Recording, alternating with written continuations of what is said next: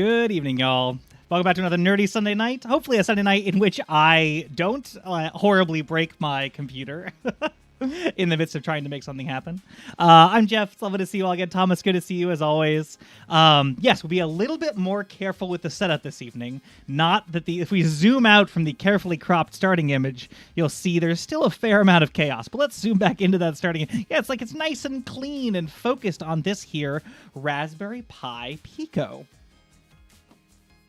which is going to be the subject of Playtime tonight. So, we've been working on the DMX winch for the past 4 or 5 streams, and after the slightly traumatic incident that happened last week, which I imagine many of you saw the results of, where I dropped a motor controller board onto an Arduino and temporarily blew the resettable circuit breaker on my laptop's power supply, which ultimately turned out to be fine. The only damage that's come out of that is my USB hub that Arduino happened to be plugged into seems to be dead. The USB port that's plugged into on the computer seems fine, but the USB hub itself seems damaged. And the only other thing of note that was plugged into that USB hub was an old crummy Logitech mouse that I happened to be using, which seems to also be dead. But the other 2 things that were plugged in there were just assorted USB extension cables that didn't have anything in them at the time, which is really lucky. So I feel very, very good about that. Hey, Chris, good to see you. Chris says, I'm here for the Cailloux? Oh, for the chaos. Yeah, I understand. Yeah. Listen, there will be some chaos, but hopefully not the abruptly ending a stream 30 minutes in kind of chaos. So we'll see how tonight goes. So yeah, so after that, you can actually, I don't know if you can see on the camera over here, probably not over the microphone arm, but sitting on the back. Yeah, I've banished it to my wife's desk over here. The winch is in timeout until it decides to behave a little bit better. So that's not what we'll be working on tonight. I just need a little bit of a break before I go back to that. But no, what we'll be playing with is the Raspberry Pi Pico, which is super cool. This is actually a microcontroller built by the Raspberry Pi folks, who make the Raspberry Pi series of mini computers. They spun up their own silicon to make this microcontroller board. So this is not, and like an Arduino where it's an 18 mega, sitting on a board that some other foundation has made. The Raspberry Pi Foundation actually went to a chip house and said, we want these transistors and gates and peripherals built into this piece of silicon, and then we'll put it on a board and we'll release it. So this is the one that they released, the Raspberry Pi Pico. Adafruit's done a version, SparkFun's done a version. There's a few others in development. This is all, it's a microcontroller, the same way that you could put an 18 mega on an Arduino Uno, but you could also put it on, just about any other microcontroller that you have out there and all of their derivatives. The RP2040, which is the actual microcontroller, is on a bunch of different boards in the community now, as well as sort of this official one from Raspberry Pi. So that's what I got to play with, and we'll have a good time. Yeah, Thomas, I appreciate the phone calls. I was able actually to see after the stream crashed, the chat continued. I got to see you and Dave and Chris being like, "What? Did it freeze for anybody else? Did it freeze for anybody else? It's frozen for me. Is that? Oh, he's gone." Which was a real delight to see after the fact.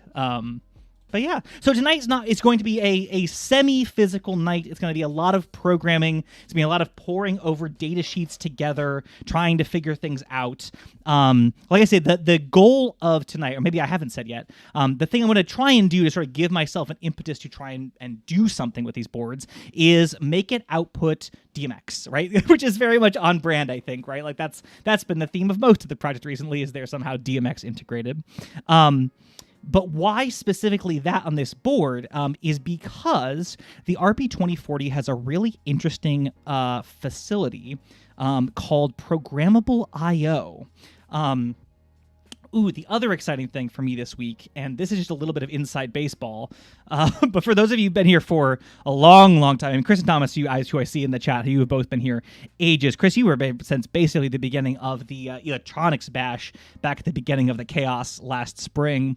You may notice that I'm not switching between 2 different cameras when we go to look over at the computer anymore, which is a real luxury for me, and that is because OBS, the streaming software that I use, finally updated in a way that you can basically capture any monitor as opposed to just ones that are specifically on the same graphics hardware that your streaming software is accessing. So now I can have my monitor that has the computer set up in a more reasonable place rather than going back and forth and back and forth every single time, which is really nice for me, I suspect. And it means I have a spare webcam to do something fun with.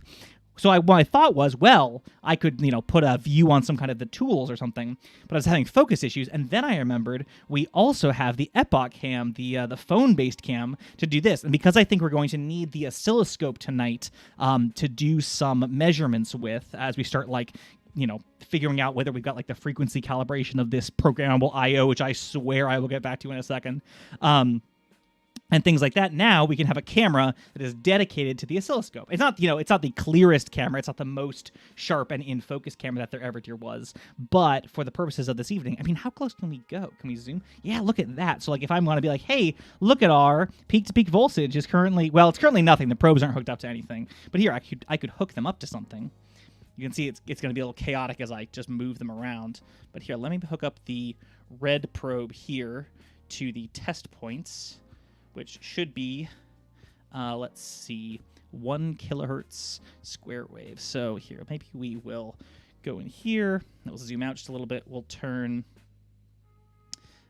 channel 2 off. We'll leave just channel 1 on, and we will do an auto set and see if it can figure out how to show me this waveform. I was thinking about it. Hey, there we go. So there's our 1 kilohertz, 5 volts peak-to-peak square wave. So as we're looking at things tonight, we need to look at the frequency of things, or mostly it'll be frequency measurements, but look at the actual waveforms. We can look at it on that. We could also, I suppose, pull out the logic analyzer if we get to that point. I'm hoping the logic of putting together a DMX signal is simple enough that it doesn't come to that.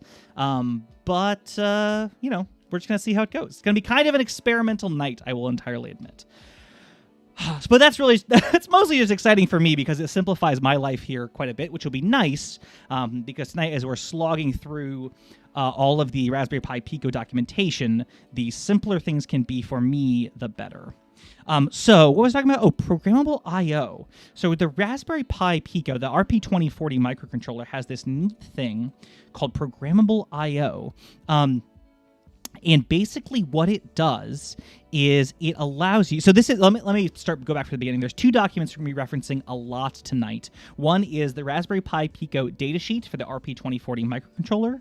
And this second document is specifically the datasheet for the C and C++ SDK, the software development kit that the Raspberry Pi Foundation puts out for developing with, right? So the datasheet itself specifies things like the pinouts of the Pico and the chip. It specifies design files and the actual specifications of the microcontroller itself. Power consumption, boot select mode for various voltages, how to load flash code, how to load code into the flash section, how to use the I/O, things about the physical nature of the device and its accessories that are built in. Hey, Brooke, both good to see you.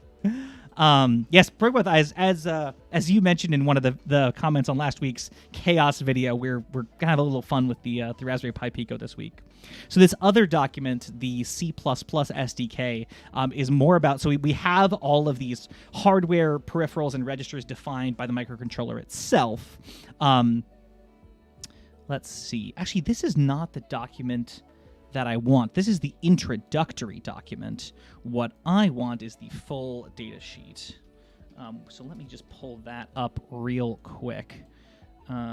This is a 30-page document we're looking at here. I want the 647-page document with all of the details. 1 second to pull that up. Let's see here. There we go. Yeah, okay, so this is the full document. So things like where on the microcontroller are all of the pins? What do each of the pins do? What can they be used for? What are all the GPIO functions you can put on each of the, I don't know how many pins, 48 pins? What's the package here? 56 pins, it looks like. So a lot of physical definitions here. I'm actually just going to close out of this other introductory one here. And then they've built basically a C interface for compiling to code that'll run on this RP2040, and they've released that as this C and C++ software development kit, this SDK. And this document, the libraries and tools for C++ development, tells you how to use those. So as we're writing code tonight, we'll be referring to both the physical document, like what are the registers called, how are they used, and also what are the names in the C++ library that we're going to be using, how does it refer to them, what function does it use to set them. So just to take an example that I think will become cromulent later today, let's go to the programmable I/O chapter. So as we talk about programmable I/O. So there's a lot going on in the programmable I/O. This is their attempt at making a system diagram, and I know it's probably a little small to read on the screen, so I'll just run you through the basic idea. There are two programmable I/O machines, each of which has 4 state machines inside of it, and those 4 state machines inside each of the PIOs runs a little 32 instruction program. So we have basically 4 copies of the same program running on each of 2 machines. And this is not like, so we're going to write some C and C++ code that we're going to load into, I think it's 264 kilobytes of flash. Like we have lots and lots of program space on the Pico. This isn't a separate program memory. Where'd you go?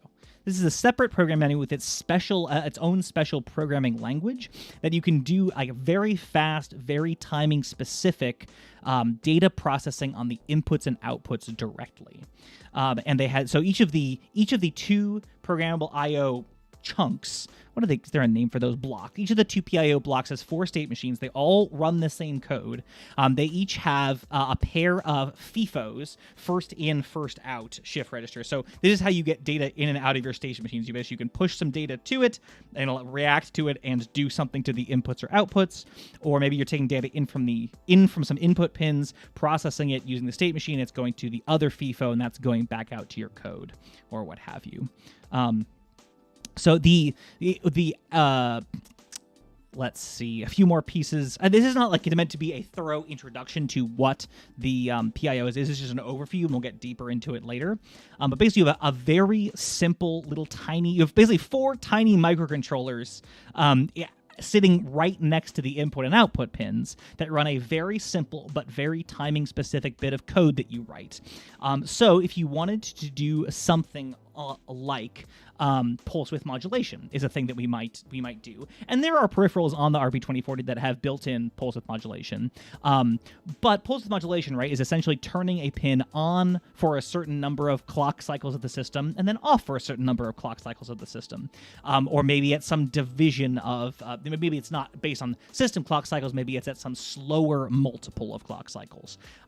That's something that we can pretty easily do in software. We could do it with some hardware peripherals on other, in the ATmega, we looked at the timers that you can use to automatically turn a pin on and off to do pulse width modulation.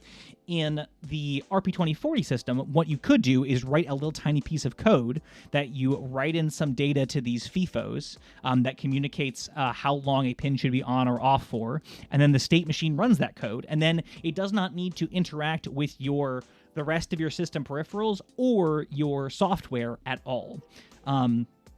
This could be especially good for things that need to set the state of multiple pins at once. For example, using I2C to control like peripheral chips is often something where you want to have the data line and the clock line change at exactly the same time. Or maybe you're interfacing with some either larger or more antique piece of hardware that has, instead of a single data line, maybe it has a pair of data lines or 4 or 8 data lines. Maybe you're interacting with like an old 6800 CPU that has like an 8-bit data bus, and you'd want to either take in all the data from that bus or output 8 bits back to that bus all at the same time. Something like one of these state machines would be really ideal because it can interact with all of the outputs in a really timing specific way all at the same time. Anyway, that's a very long-winded way of saying I'm excited about the possibilities of these for transmitting DMX, because DMX is not a terribly complicated protocol to begin with, and so I think as a way of learning about these PIOs and what they can do, I've chosen DMX as like the thing we're gonna play around with. Let me hydrate a little bit here.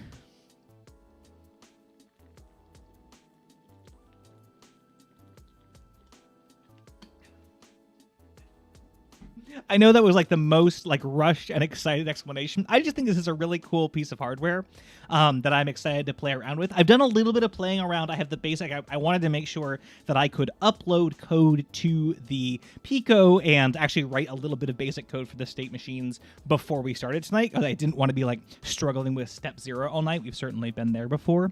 But the actual implementation of the PIO code is something that I think we're going to work on tonight and hopefully learn something about. So, as a place to start, let me pull up. So you may have noticed in the preamble that the RP2040, which is here on our breadboard, is blinking this green light quite quickly, and if I turn this potentiometer, the speed of that blinking changes. This is like the very most simple way. I've got some input, I've got some output, and they change based on each other, like a really rudimentary demo. So let's look real quick at the code that's making that happen, because if that may communicate a little bit more clearly what this whole PIO deal is about. So let's see here. Let me close some files here. Let me clean up my workspace, and then I can reopen some things that are germane to our process. Okay, so how is the text size there, y'all? I can make this bigger or condense it a little, and I will get rid of the view of the desktop here in a second. Maybe I'll just do that now. So this is the basic outline of what the code that's running the blink the blink and change speed of blink sketch. I called it the squeal sketch because my original thought was to hook up a speaker or a buzzer, and so then be able to control the tone of it with. And then I couldn't find my buzzer. I know I have 2 of them because we use them in the electronics bash time when we were controlling speakers and buzzers and things. But where they've gone since then, I'm not entirely sure. So for now, it just blinks an LED at like 1 to 10 hertz, as opposed to a speaker at like 100 to 1,000 hertz. But same idea. This is our squeal program. And if you're coming from the Arduino like C and C++ world, a lot of these things should look pretty familiar. And if they don't, well, we'll sort of walk through them. Speaking of which, I should... Let's see here. I will put in the description just now the video that really helped me get started with C++ on the Raspberry Pi Pico specifically, because a lot of the... And I'm just looking over at my others. You don't need to see me scrolling through YouTube. A lot of the people who are programming the Pico and the RP2040 currently are C++ on RP2040 video and link. Okay, that should be in the description now, or at least it will whenever that updates. I don't know how fast that goes. But a lot of folks who are programming the RP2040 are doing so either in MicroPython or CircuitPython. The MicroPython port is provided by the Raspberry Pi Foundation themselves. So the same way that they released a C and C++ software development kit, they also released a MicroPython software development kit. And we've talked a little bit about MicroPython here before, but it's much like Python that you'd run on your desktop, your mainframe, whatever, but with some specific functionality to allow it to run on microcontrollers, which is very cool. CircuitPython is Adafruit's specific sort of I don't know if port is the right word, adaptation of MicroPython, which attempts to standardize some of the language of talking about peripherals in a way that MicroPython doesn't. It abstracts things just a little bit more at the cost of a little bit more performance, which is totally fine. It's a really cool thing, and in fact, you can do things like literally run CircuitPython on your RP2040. So when you open a terminal in your onto your RP2040, whereas I can in my project here, I can type Python and I get a REPL, right? And I can say 3 minus 5, and it gives you back -2, or I can say print range. Well, this is probably not going to work because range is weird. Yeah. Print I for I in range 1 to 10. and it gives me a list, right? This is something I can do because I'm running Python on my computer. You can run essentially a fully featured version of Python on your microcontroller, which is pretty cool. And then like have it respond back to you. And so you could do things like experiment in real time with, writing Python on your microcontroller to control input and output pins or frequency or read the inputs or the outputs. A really, really nifty thing to be able to do if you're struggling with like a hardware bug, for example, and you're like, what voltage is this ADC actually reading? You just load up the MicroPython REPL and say, hey, print out the ADC reading and send it back to the serial port, and I want to look at it. Really pretty cool. There are some performance hits for working in certainly in CircuitPython, I assume in MicroPython as well. There's just overhead because you're working in an interpreted language. So for the sake of like a little bit more precision, and also a C++ is a little bit more what I'm familiar with rather than MicroPython or CircuitPython, I'm working in C++. But the video that I put the link in the description to is like one of the few that I found that's really walks you through how to get it set up on Windows. If you're developing on Raspberry Pi, it's really easy. But if you're on Windows working in VS Code, that video does a really nice job of laying out how you would do that. So just to talk through this squeal program real quick, and like I say, ask questions. I'm not an expert, but this is the gist of it. We see a lot of, I'm going to assume for the sake of this evening that a lot of you are familiar with like Arduino-y programming. C++ in like a microcontroller world, which often these days means Arduino, which is awesome.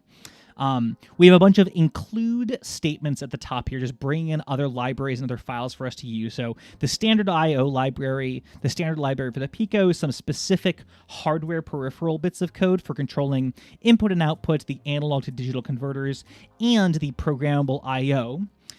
We have some clock-based hardware that we're going to use to calculate a delay, a clock speed.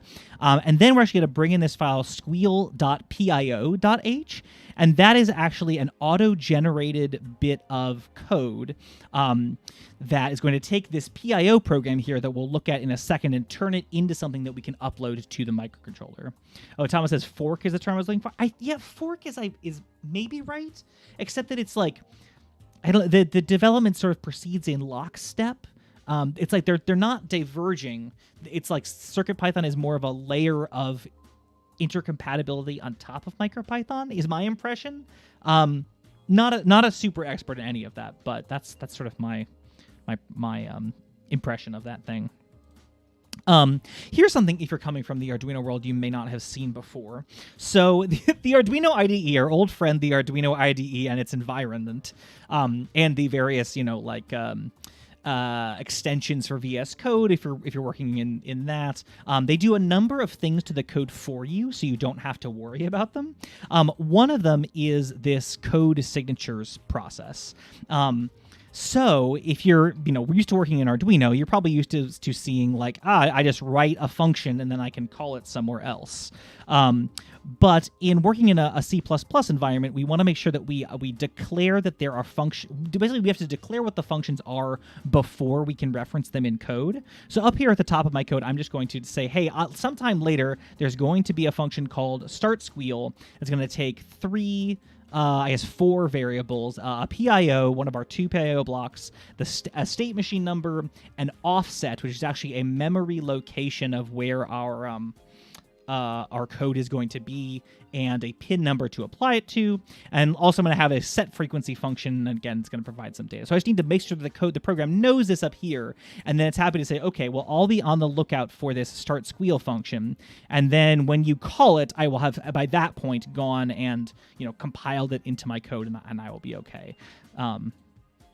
So let us see here. Let me actually, just real quick, let me just build my code. Let me build my squeal code just to make sure that my pipeline is all hunky-dory. Let me close PowerShell, debug console. Nope. Get out of here. PowerShell, delete. Okay.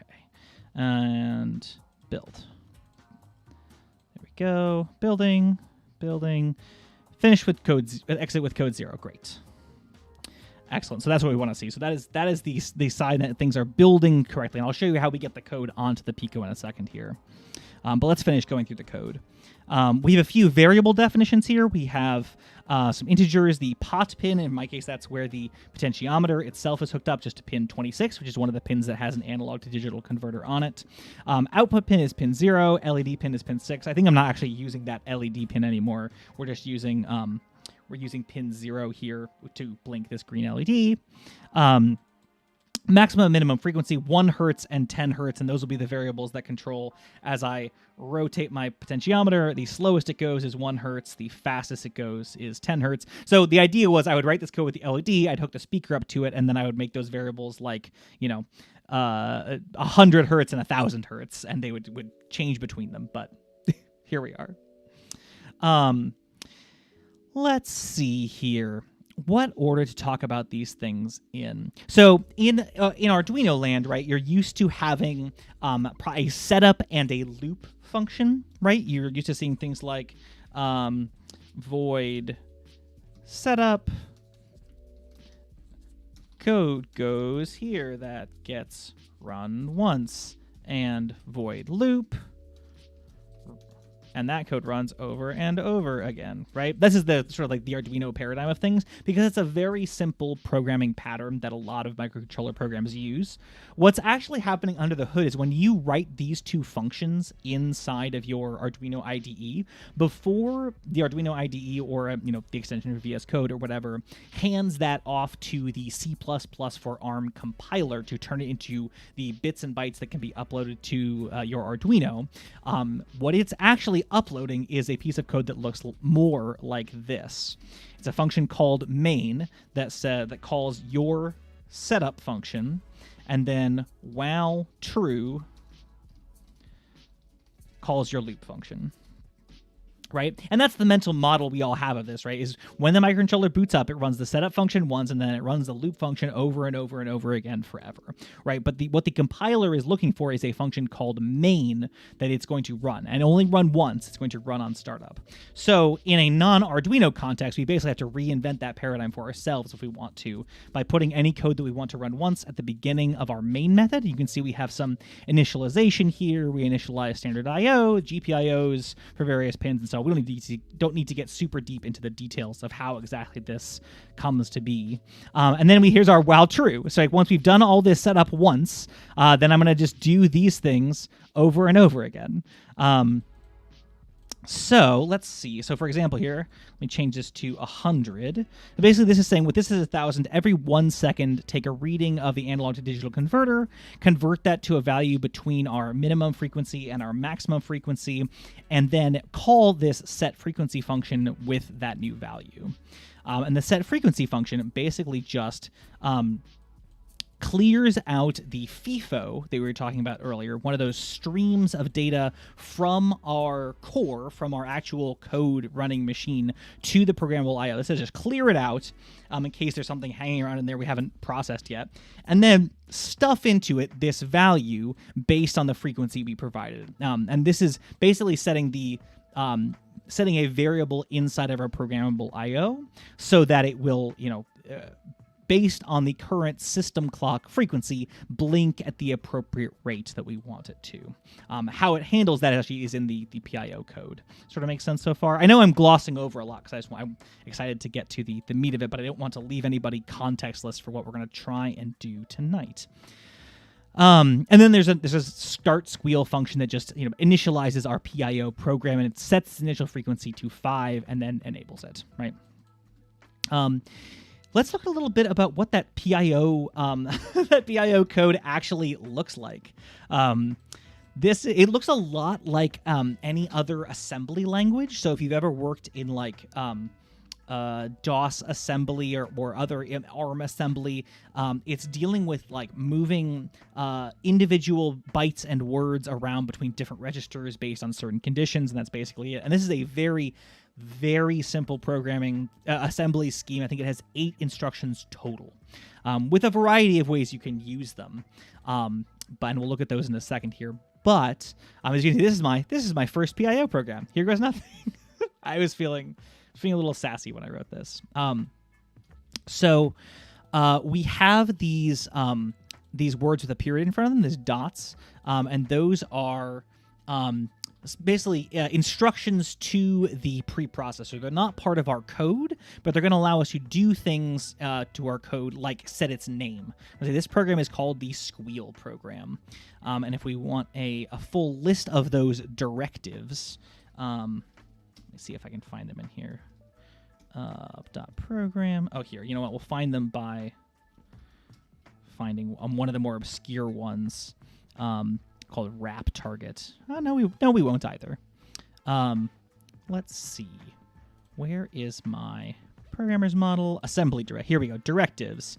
So we can do things like define a symbol, right? If we were going to use a variable, or in this case, not really a variable, just like the value like 3.14. I'd love to name that something. I can use a define directive. Define. Program gives my program a name. Side set allows for some ancillary control of pins. We won't get into that today. Wrap and wrap target just say, hey, this program is probably going to loop forever, and when it does, this is the start of the program. In case we had to have some preamble up here, some setup code up here, and then when it loops from the end, from the wrap statement, we have a wrap target to say wrap from here to here and loop over that forever, right? So when you see these bits with a dot in front of them, those are directives that have something to do with program flow, but not necessarily something to do with the code that's running on the PIO itself. Okay, so a real straight, tiny little overview of what this PIO code is doing, which hopefully gives you a sense of why it's interesting and exciting to me. First, we're going to use this pull directive, or this pull instruction, and the pull instruction brings in data from the transmit FIFO into the PIO. So remember, one of the ways the way we were setting the frequency that this thing was blinking at was pushing some data into the FIFO, into the sort of stream of data coming to the PIO. This pull statement is how we get data out of it. When we pull that data, it actually moves into a thing called the output shift register. Because oftentimes, if you're pushing data to the PIO, it's with the goal of sending it out into the world, maybe at a specific timing, maybe while toggling other pins, maybe pushing it onto multiple pins. But probably you're going to want to output it. So when you pull it in, it goes into this output shift register, and it's just all ready to go. But I'm actually going to want to save that value and do something with it. So I'm going to move that value, essentially copy that value from the output shift register into one of our two scratch registers to get. That's right. We get two places to hold data in these PIOs, and that's it. So I'm gonna store that value. I'm also gonna copy it to the Y register. So I have an X register and a Y register. Each one is 32 bits. That's all we get.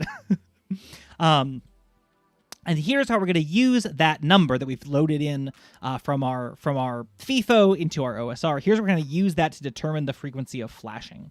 This is totally ripped off from an example from the Raspberry Pi Foundation, by the way. This is not genius. This is a lot of copying. I will use the setPins1 directive to turn on my first output pin. In this case, my only output pin. Then you'll see I have a label here called loop 1, and these labels just represent a place that we can jump to later if we want to. You can say, hey, jump to this specific line of code, and rather than having it be jump to line 12, I can give it a name, and it will figure out for me what line in code that will be. And where I'm going to jump to is actually right here. I have this jump y minus loop 1 instruction, and what this says is basically jump to loop 1 until y is 0. And every time you do, subtract 1 from y.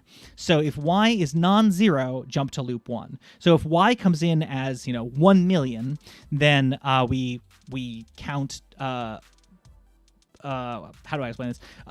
This value would be 1 million, which is not 0. So we jump to loop 1. Then we come back to here, and y is now 999,099, which is not 0. So we jump here, and so on until y is 0. Right?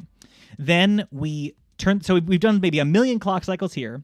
Then we turn our output pin off, and we copy the value we had stored in our X register back into the Y register and do the same thing again. We decrease Y until it is 0.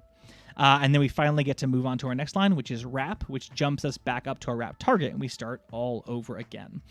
If there is a new value for us to pull in, we'll do it here. But if not, because we are doing this in a non-blocking fashion, which is what this no block bit of code means here, we'll just move right back into our loop. And so every time we proceed through this chunk of code, we're going to loop y times here with the pin on and y times here with the pin off. And so as long as this number that we've put into the OSR corresponds to basically half of the frequency that we want to blink at in terms of number of cycles of the system clock, then we'll spend n cycles on and n cycles off, n cycles on, n cycles off, and thus we have the blinking LED. And that's what this bit of code does when we're pushing that data originally out to the PIOs. We have to take into account like what frequency is the clock running at, and use that to determine part of the number that we're actually sending to the PIO. So we, if we didn't know what frequency the clock was running at, we would be flashing at some arbitrary frequency. But because we've based that number on the system clock time, we can flash at a specific rate. And then we have a little bit of code down here that basically does the setup of this program for us. So initializes a GPIO pin and does some configuration and so on. Woo. So that was a long-winded explanation of a topic that maybe is only interesting only to me, but I think it's exciting. Stand by.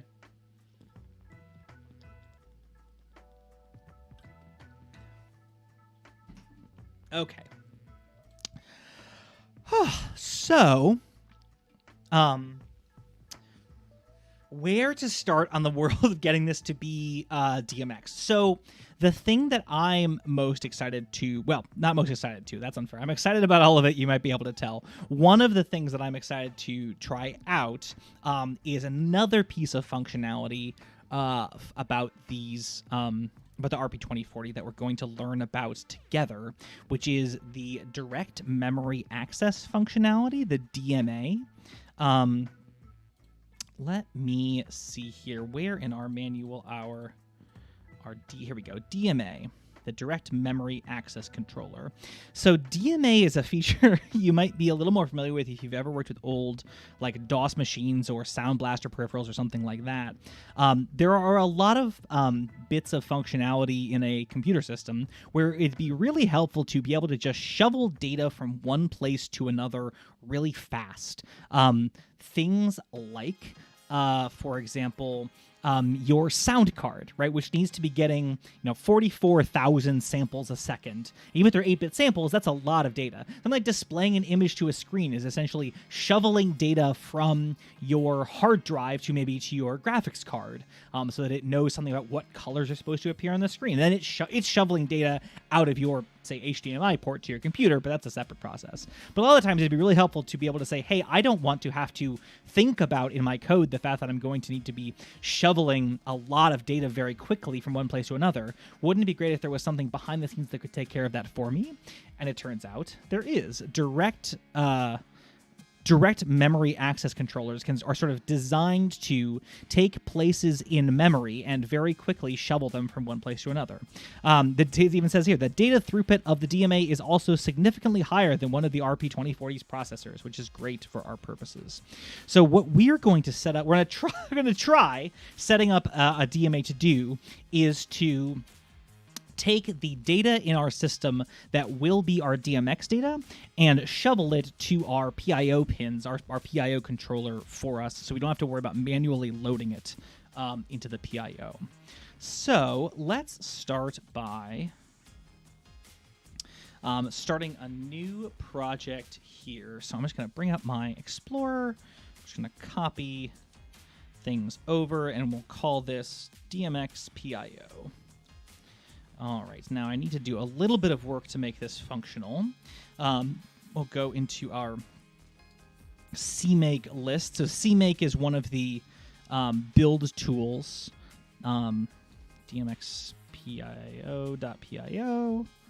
DMXPIO. So we need to write a few of these header files to make sure that it knows what files it is supposed to be bringing in. This should be called DMXPI. So basically, I'm going to set up a program that is exactly the same as my Squeal program, but with all the names changed. Just so that I'm sure that I have all of those bits and pieces of my CMake files correct. Let's see, DMXPIO. And let's try build. That was building the squeal program again. We're linked there. Let us... Let me select. Here we go. Squeal.pio. No, I think I'm going to have to go into my main CMake file, CMake lists here, yes, and tell it about the new directory I've just created, yes. Add subdirectory DMX PIO. All right. Configuring done. It's thinking about itself. Generating done. Build files have been written. I don't know if it's trying to build those right now. That would be a little unusual. Can I now build DMX PIO? We'll see if I've forgotten to change something over here. We'll build. Building. Finish with error code 2. What have I forgotten? I have a wrong include setting here. Yes, because I should be including DMX PIO. And this should be DMX PIO.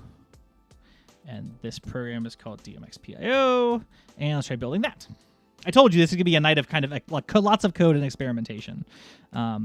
Let's see. Line 47 in DMX PIO. Line 23 is wrong. Did I not save these? DMX PIO in function DMX emit. Squeal program get default config. Did you mean DMX program squeal config? I did. Here we go. DMX PIO. That is what I meant. Thank you, CMake. Oops, and of course I need to reference the correct program. DMX PIO program. Let's just take a look down here. Set frequency. Squeal program init should be not squeal program init. Should be DMX PIO program init. All right, let's try and build that. This goes back to my, I said a lot more in the days we were doing like classes here in electronics bashy things. But one of my favorite ways of moving forward with something, if I'm trying something new, is to, first of all, use it to like replicate a thing that I already know works. So this is the same project as I had a moment ago with all the names changed. And I'm going to do that and make sure it compiles before I actually try to like change any of the code. But that seems to have been successful. So now let's start getting I guess we should see if we can actually upload it. And I actually haven't shown you how we upload code to the Raspberry Pi Pico yet. So what I'm going to do is open up the folder in my documents here that has my code in it. Pico projects, DMX PIO. Oh no, sorry, this is in build. DMX PIO, and I have this UF2 file, and I'm sure that font size is a little small. This is called DMX PIO.uf2. So what I'll do to upload that code is I'm going to actually unplug the USB cable from my Pico, and while holding the boot select button, I'm going to plug the USB back in.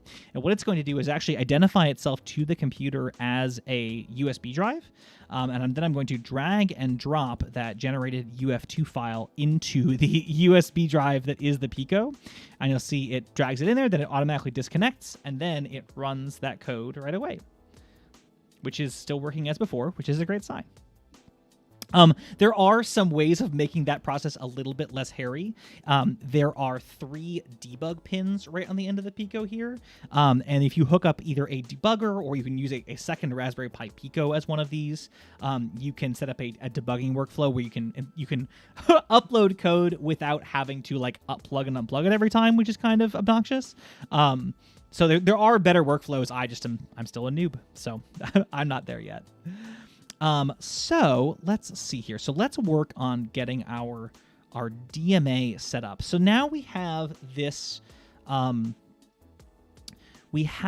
function, which, what my code is doing here is every time that every 1,000 milliseconds, once a second, it takes a reading from the ADC and then uses that to determine the frequency of the blinking.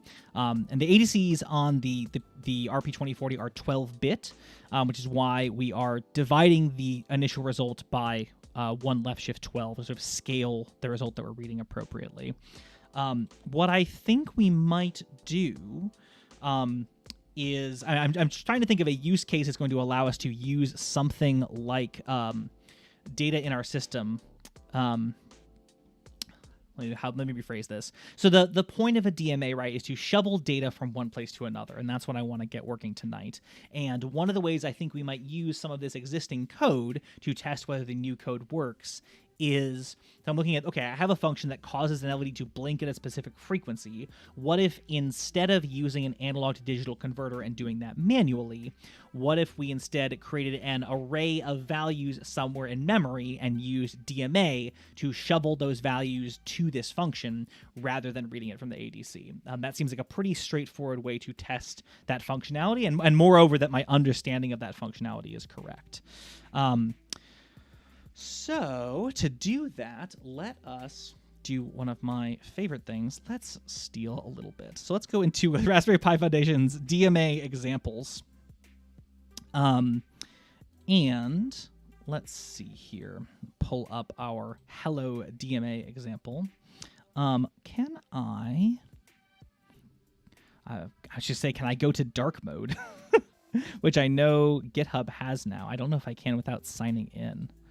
But that's all right. It's just a little bit glary on the eyes. I thought this was a thing which we could just do now, but perhaps not. Oh, here. Why GitHub? GitHub's fine. Integration pricing. No, that's fine. So let's see what we're doing here.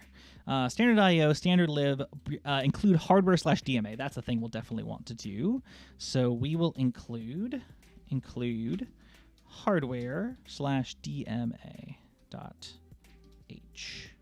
And if memory serves, I will need to make sure that in my CMake lists, I also tell it to link against hardware DMA.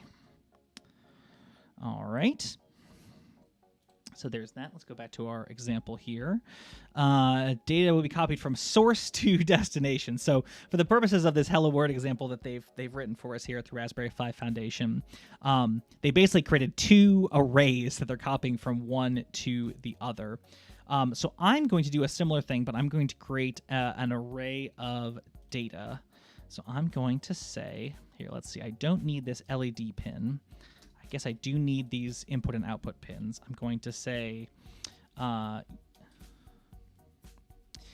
uint, let's see, this should probably be, I'd like it to be 8-bit values, uint 8_t, because that's ultimately what we'll be using when we have as DMX values.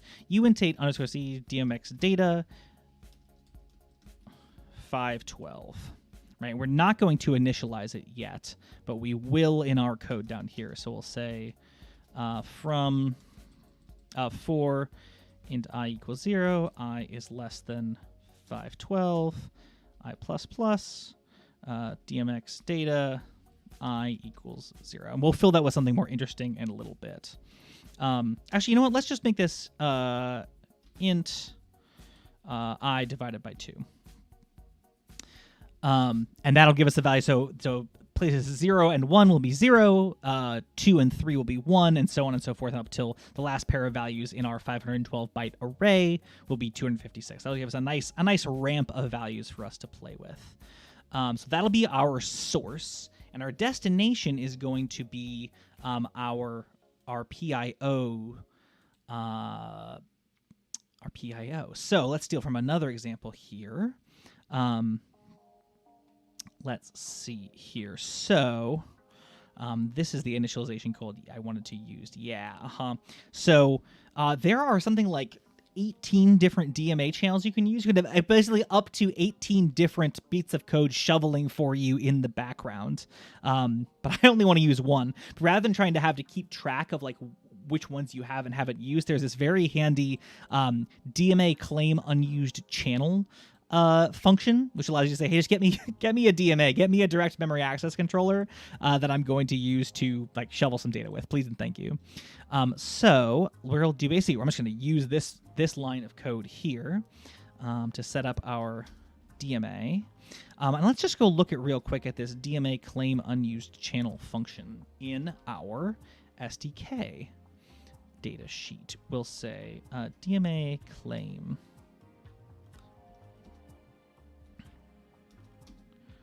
Am I in the in this data sheet? DMA claim unused claim mask. DMA claim unused channel. Let's see. Claim a free DMA channel. Parameters required. If true, the function will panic if none are available. Returns the DMA channel number or -1 if required was false and none were free. Very good. Well, I guess panicking if there is no DMA is good. But this is going to give me basically the number of a free DMA channel that I should feel free to use, and I feel good about that. Then I'm going to get the configuration location for that DMA channel. And what this is basically going to do is give me the location, give me an object in memory that represents the location of the configuration data for that channel. In fact, I'm just going to copy some of these other bits of code from the example as well. So we'll do channel config. We'll configure that channel, set the transfer size to 8 bits, right? 1 byte per transfer, just because that's the size of our DMX bits of data. Channel config set read increment. I believe we want to set this to true because I want to step through my array of data. Channel config set direc. Yes, so direc, data request, is a really powerful feature of these DMAs, I'm given to understand, which is, so we'll have our PIO, we'll have our output pins sending DMX data out of the pins, at 250 kilohertz, because that's the frequency that DMX typically runs at. And it would be really nice if we had the ability to say, hey, when you need another byte of data, just tell the direct memory access handlers, tell the DMA, it will shovel another byte of data to you whenever you want. And that's what this line does. It says, give me a data request notification whenever PIO 0, transmit 0, so state machine 0 on PIO 0, whenever we need more data, just let the DMA know and it will take good care of you. And now we just need to have it actually use this configuration data to configure the channel. So we're going to call this DMA channel configure function. DMA channel, we'll use the configuration we made. We will write to the transmit FIFO again of our first PIO. We need to provide a read address, which is going to be the address of DMX data. Repeat count. I believe this is going to be 512. But let's go look at that in the SDK as well. This is what? Channel configure? DMA channel configure.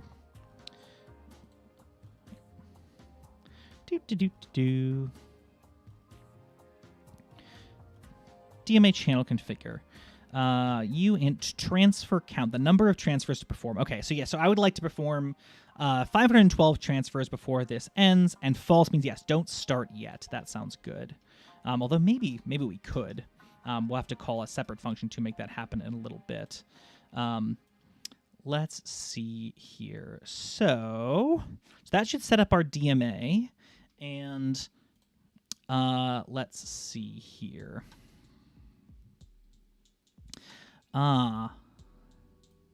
Tell the DMA to raise the IRQ line 0 when channel finishes a block. That's what I want. So basically, what I want is when the block is finished. So I've sent 512 bytes. I want to basically restart the data transfer. And I don't know if there is a better way to do that than just firing an interrupt when we finish sending a block of data and restarting things or not. Let's see here. Write address and read address, increment by 1, 2, or 4 bytes at a time. Software should program these registers each time a new transfer sequence starts. If read address and write address are not reprogrammed, DML will use the current values as start addresses for the next transfer. Okay. So we will need to use an interrupt to reset those those that start address of that buffer there. So we will set IRQ to enable. So we'll throw an interrupt when things are ready to go, and we will say whenever we do raise that interrupt, we will want to call this function to reset some things. And let's steal some more from this example. We will say void DMX handler. All right, so we'll define a new function to basically set up our DMA for us, but it doesn't need any of this. It just needs clear the interrupt request, and we're going to set the DMA channel to the address of DMX data and trigger it. And that's it. So we clear the interrupt and reset things and fire the thing off. And that should do it. All right. So that should set up our DMA for us. And now how do we get that to run in our code here? I think what we'll do is, actually, because this is shoveling data directly to the PIO,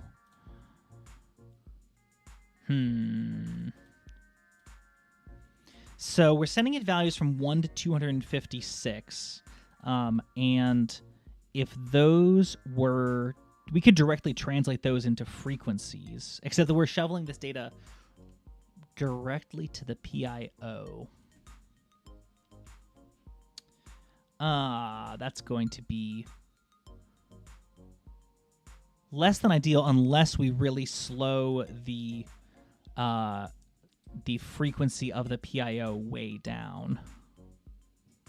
Which, let's learn how to do that, because we're going to need to set the PIO clock to be a lot slower to make DMX work. We don't want the DMX clock running at 133 megahertz, that's for sure. So let's go into our SDK, and we'll say,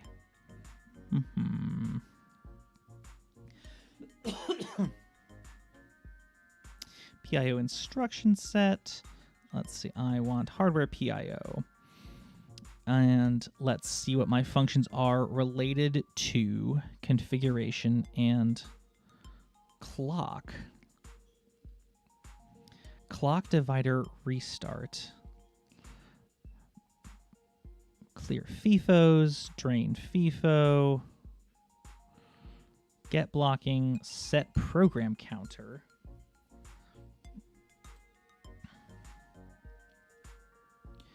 Let's see here. Add program, start clock, SM config. Maybe this is what I want. Side tab. Here we go. Set clock divider.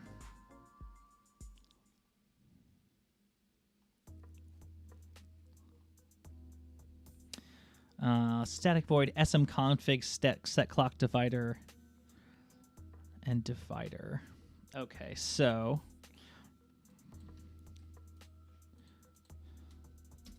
SM config set clock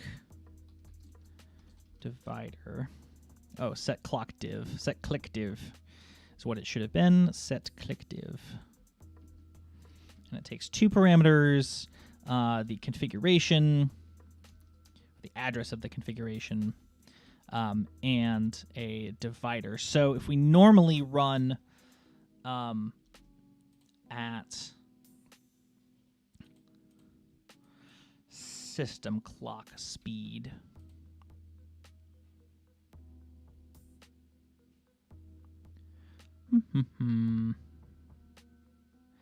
or I can do it as the integer part and the fractional part. Maybe that's going to be easier. smconfig.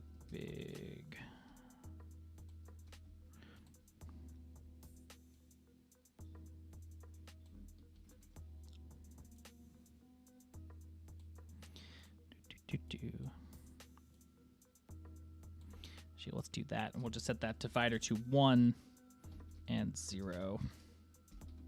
And let's just make sure this still builds. I haven't built this in a while. Always a good idea to build incrementally, so make sure you haven't broken anything too early in the process. Oh, nope, definitely have an error. Warning. Implied function error. DMA IRQ 0. Oh, there must be something I haven't included yet that I should have, I suspect. Yes, IRQ. IRQ header file would tell us what IRQs are, which would be a good thing for this program to know. Let's try that again. I've been saving the drink of the evening, which is just a classic half-acre Bodum in a lovely Ely, Minnesota koozie. Love Ely, Minnesota, near the Boundary Waters. Been saving it because I spent a lot of time outside today, and so I've been trying to hydrate before I dipped into tonight's adult beverage. But, you know, it feels like about the time.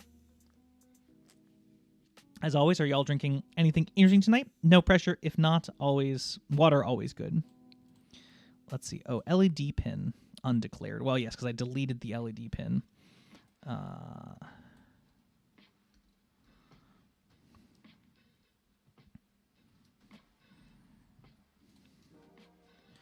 I probably shouldn't have done that. That's all right. We'll just put that LED pin back in. U and LED pin equals 6.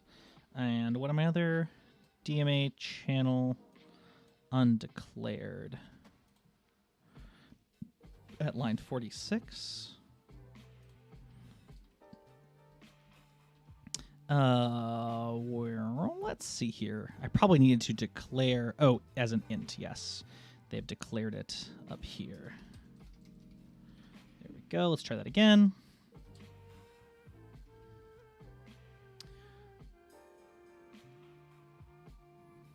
Let's see here. Ooh, Chris is having a Riverlands Campfire Stout. That sounds delicious. All right, well, at least this code now compiles. That's a good sign. I'll take that. Let's see here. Okay, so...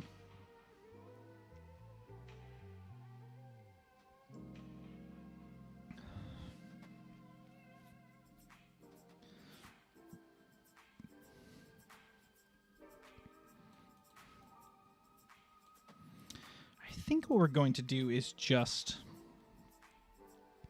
eliminate this block of code here. And we'll just put in a placeholder, because sometimes it gets grumpy if there's no code inside of a code block. So let's see. What do I want to...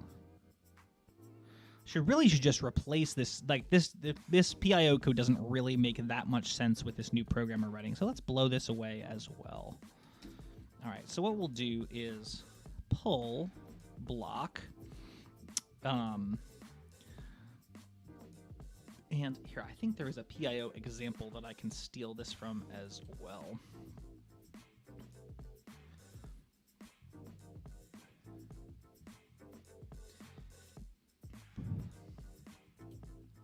Basically take the bits that are coming in and send them out the serial port or the output pin.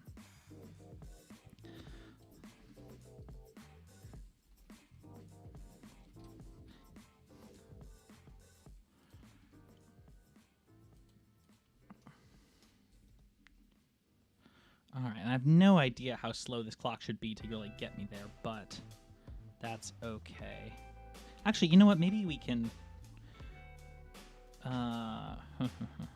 Can I put clock for other... Sorry, I'm just rambling now. Let's see.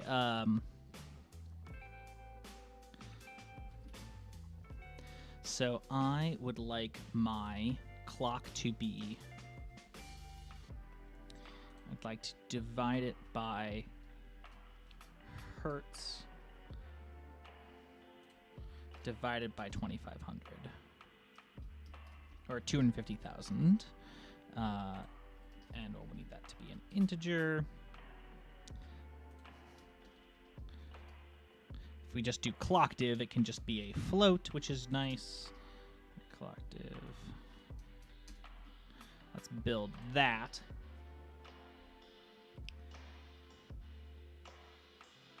There we go. Okay, so that did at least build. Let's see if what happens when we upload it. So, as usual, I'm going to unplug the Pico, hold the boot select button, plug the USB back in, and it populates as a USB. I'll drag my code back in there. It'll unpopulate, and now just that LED appears to be constant on, which makes sense because we've gone to what I think is a 256 kilohertz signal there. Ooh, this is not. Let's see. So what I'm going to do is hook my oscilloscope probe up to this. Basically, use this LED as my output port. So I'll hook the ground lead up to its ground leg, and I'll hook the probe up to the resistor that's feeding it. And that's of course channel 2. So now if we come back to these, I knew there'd be a use for scope view. We'll turn channel 1 off, we'll turn channel 2 on, and we'll need to speed up our clock and reduce our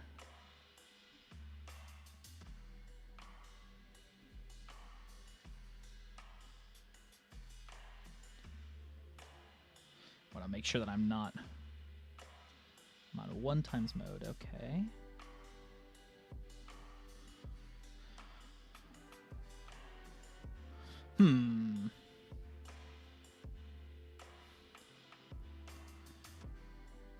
Channel 2 frequency?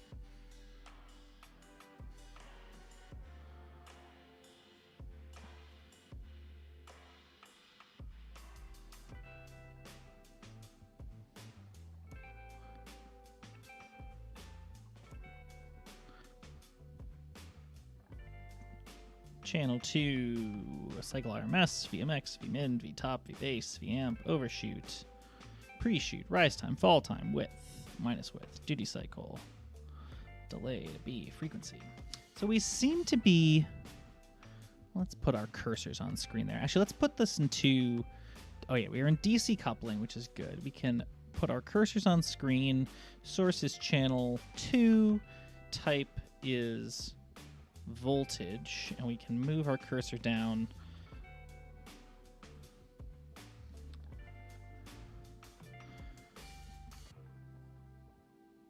Cursor 2. The cursor 1's at 3, so this is just sitting high at the moment, which is interesting.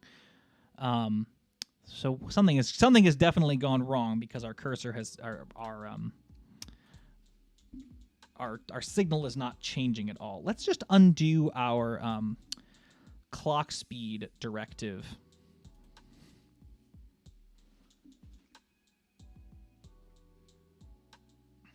Because I worry that I'm maybe misunderstanding something about how the clock speed works, and that's causing it to go like infinitely slowly, which would be a shame. So we'll move our UF2 file back onto our Pico.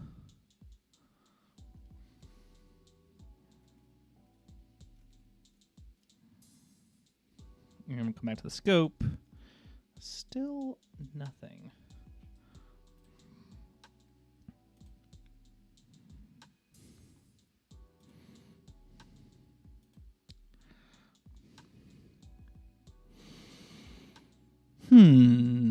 Let's see here.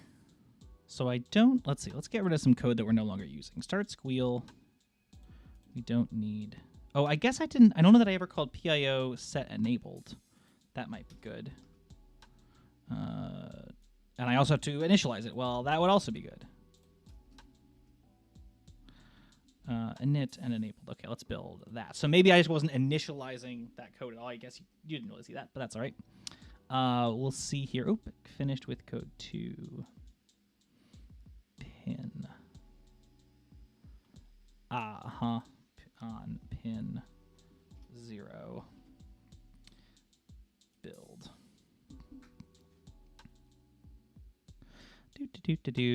Error again. Here we go. PIO.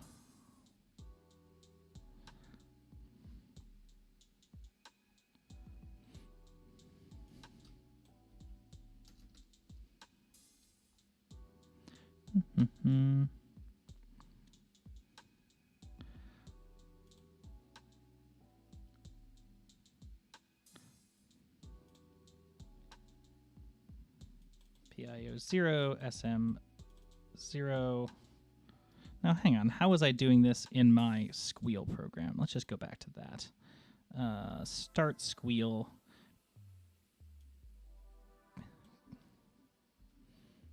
This is the code I want to emulate. So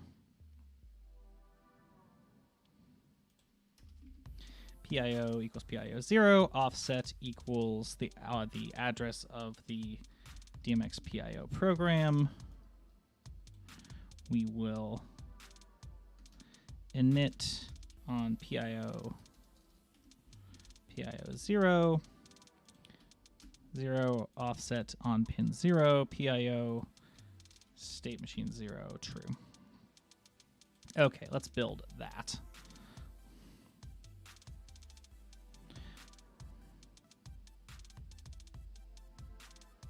Redefinition of PIO.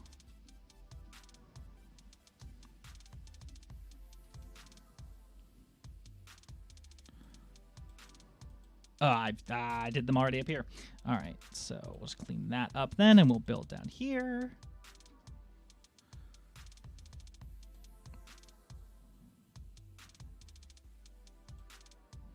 Built with exit code 0, but implicit definition. Oh, I think I'm not using the set frequency code anymore, so let's just delete it.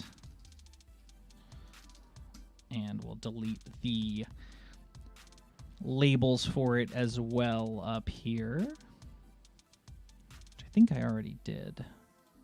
Yes, all right, let's build. Linking built. Okay, so let's try now. Plug this back in. We'll grab our UF2 file.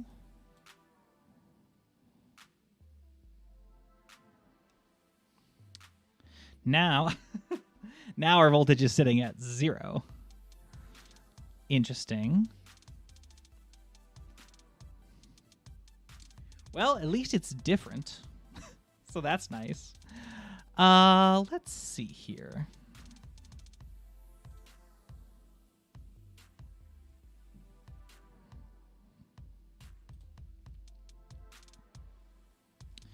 What I should do is just see if anything interesting happens on restart. It doesn't look like it. You know, let's go into our trigger menu. We'll go to edge triggering. We'll go to single trigger, and that'll let us catch if anything weird happens on startup that we're just not seeing fast enough with our human eyes. No, those are staying at 0. Okay, let's go back to auto. Run stop. All right, well, so what's happening here, I wonder?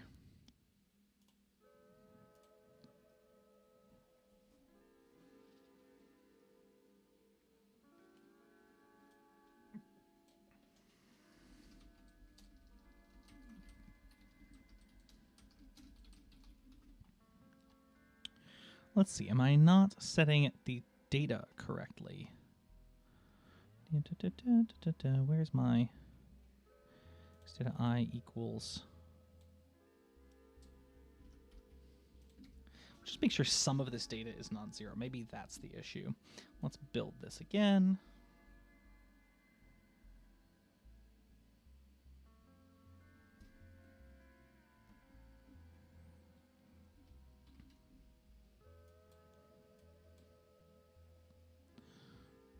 Run it. No, still nothing. All right, so what's going wrong here?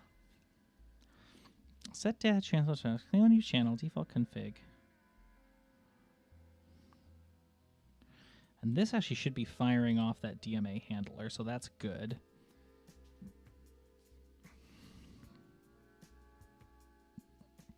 I guess I don't need the ADCs anymore. I don't need the LED pin anymore.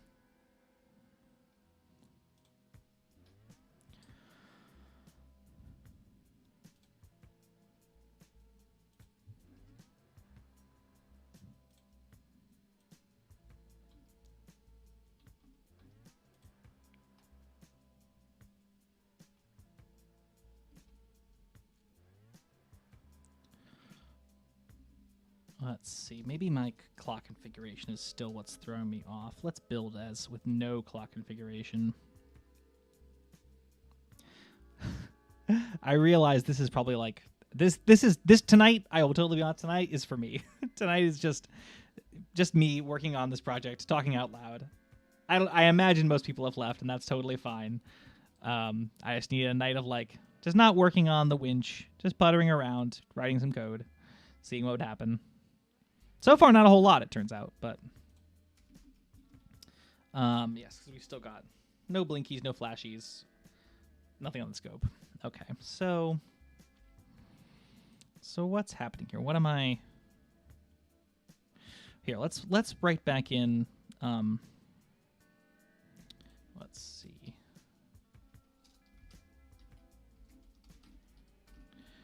Let's put back in a little some signs of life. Well, GPIO init 6 set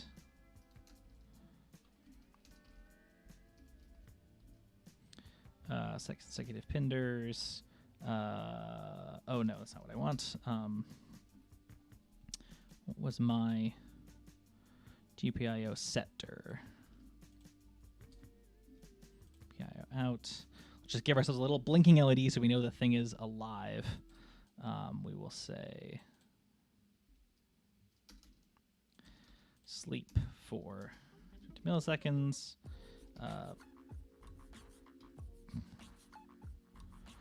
Oops. Let's just double check that I'm doing this GPIO directive right.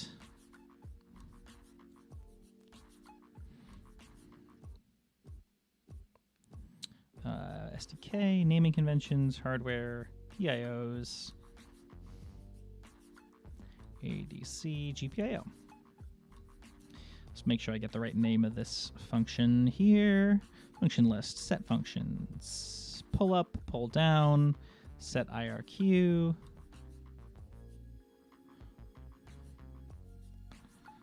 Set drive strength, get all, set mask, clear mask, init, XOR mask, put. GPIO put.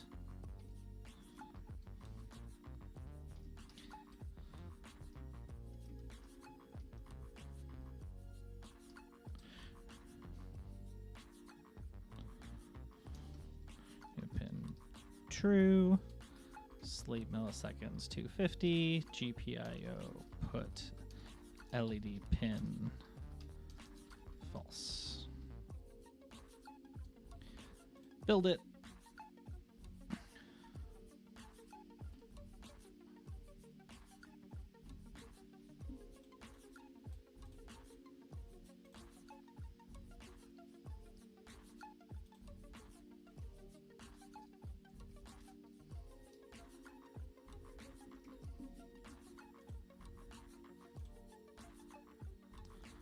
Gotta make sure we're using the right data type for our LED pins.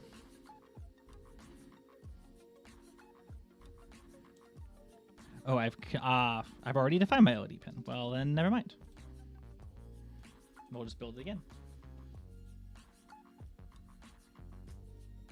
Yeah, Chris, this is like in the like Twitch vernacular. This would be like the just chatting evening, where it's like not so much watching a project as just like, you know, just vibing.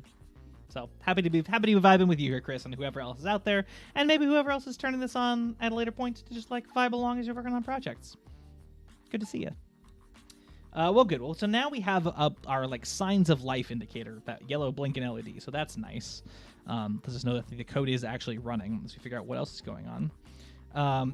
Enrico, no, join the stream and hit in the face with code. Yes, code. Enrico, code is everywhere. Code is all around us every day, especially tonight. There you go. Just saying to Chris here in the chat. Yeah, tonight's a very code-heavy night. We're playing around with the Raspberry Pi Pico microcontroller and the RP2040 on it. And so we're kind of down the rabbit hole trying to figure out why the memory handler, the DMA, the direct memory access handler, is not doing what we want it to, or maybe the programmable I/O is not. Kind of a hairy problem, and I will admit not the most visually stimulating problem to do on stream on the internet, because, you know, sometimes you just gotta tackle a project. Excuse me. And yeah, I'm not entirely sure why this isn't doing what I want it to. Let's see. Let me change this DMX PIO code here. We'll say put, I think is that the right directive? Let me see. Enrico, I entirely believe you are smart enough to understand C. It is ultimately set is what I was thinking of. But like, does one have the time to do everything in the universe? And the answer is sadly no. Let's see. I want to do set immediate value set of data to destination.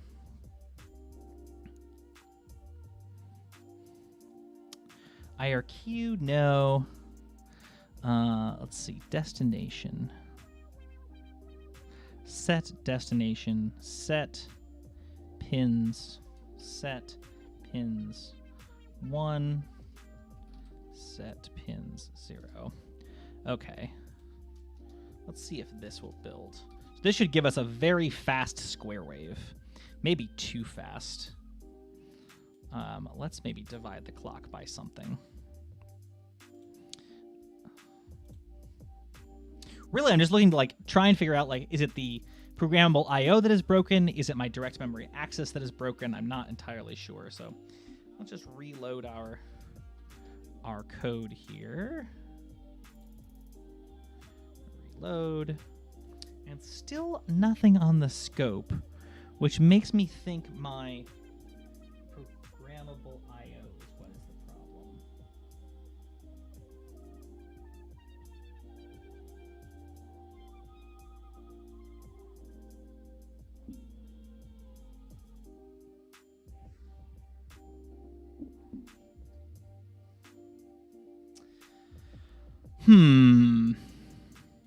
I'll tell you what, let me double check my pinout.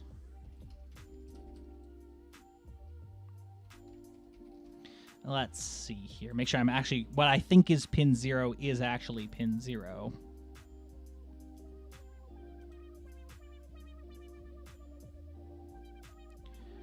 No, it sure is. Pin 0 is pin 1 right up there at the top. Okay. So that can't be it.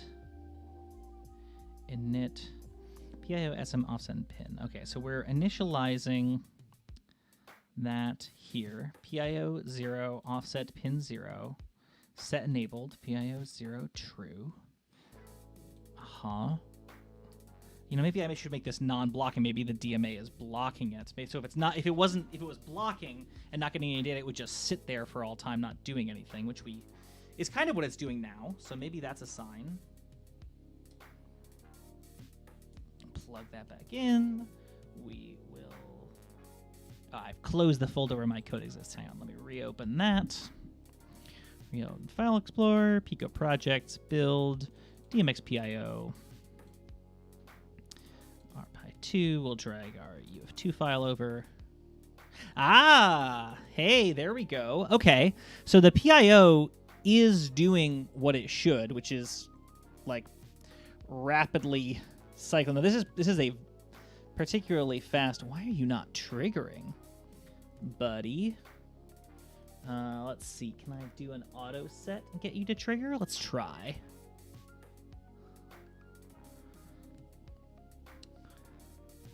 Oh, except I don't want to auto set on port 1. That does me no good. Let's move our signal that we care about over to port 1 here. And we'll turn channel 2 back off, and we'll run another auto set and see what happens. Might be too fast of a signal to be pick-upable. So if it runs... Oh, no, there we go. Let us measure channel 2 frequency. Oh, no, channel 1. Min, V bin, overshoot, rise time, fall time, frequency, duty cycle, A to B, B to A, frequency, 41.67 kilohertz.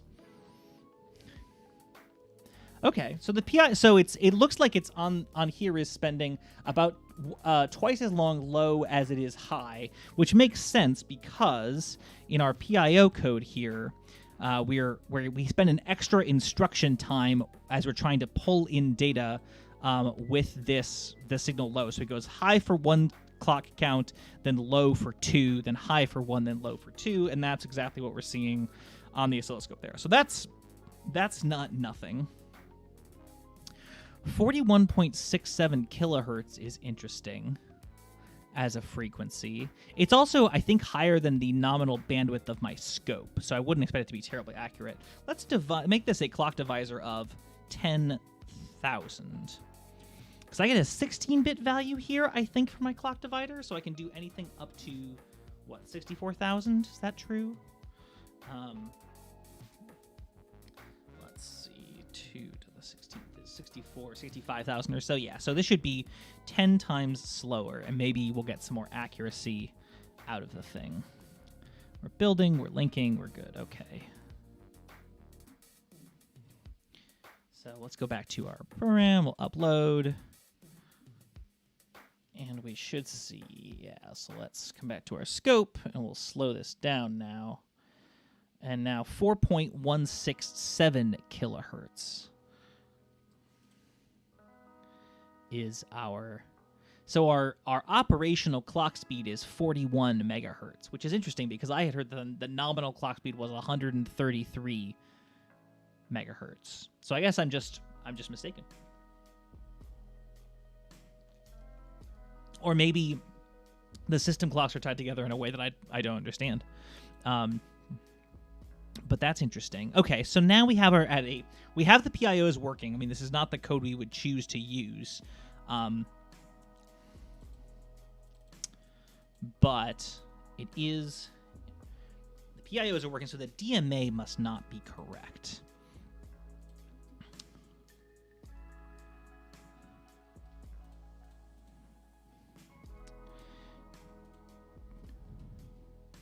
So, DMA hardware.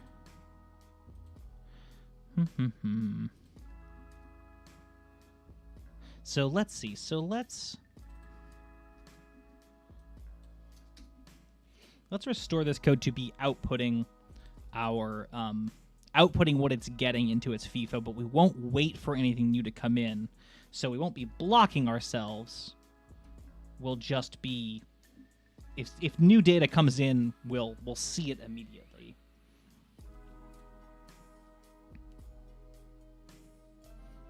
But it seems like all the data that's there is all zeros, which is not ideal, because I think this DMA is not write address, read address. Write the same value many times, then halt and interrupt. What does this DMA channel configure write the same value many times thing mean? That doesn't seem right. Let's see. DMA channel configure is the function we're using. DMA channel configure.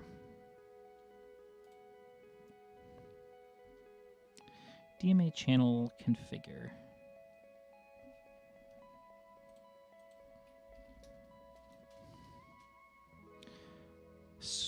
Destination pointer, source pointer, number of transfers. DMA channel configure.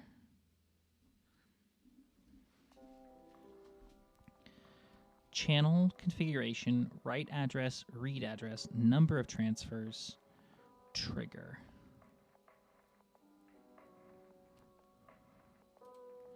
Transfer count. Transfer count. Like, is it sending the same data over and over again, or is that how many bits of data it's stepping through?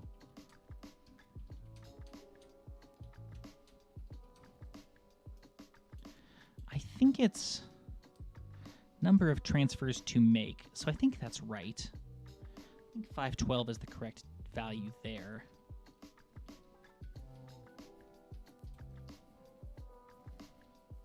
Let's see. Let's go back to the example we were stealing from, and we'll see. DMA, channel IRQ. Okay. So...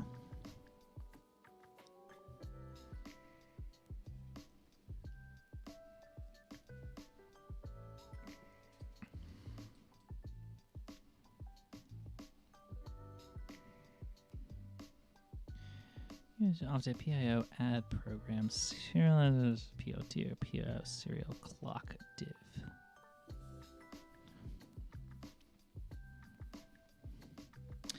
This is so I could pass a clock frequency into my initialization method. That seems reasonable. I believe I have all of these things correct. Here, I'll tell you what. Let's put them side by side, and we'll see. DMA channel equals claim unused channel. DMX config C equals config C. Set transfer data size. Set read increment true. Direc. IRQ enabled, set enabled, DMX channel true.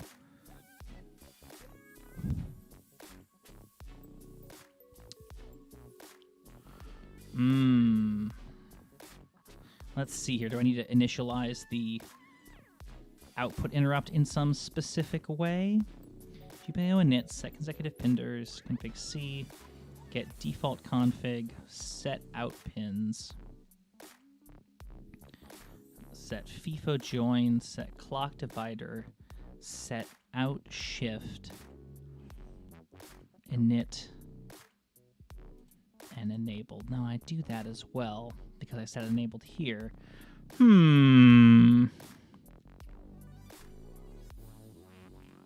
Guess I could put that at the bottom of that other code though. Be all right. It's like, is the interrupt not firing? Is the data not being shifted in? Is the data not being set correctly? What is my problem here?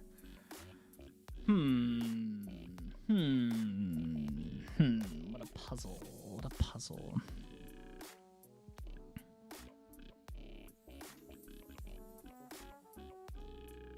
Well, okay, let's go back. Let's get to ourselves to a place where something works. So let us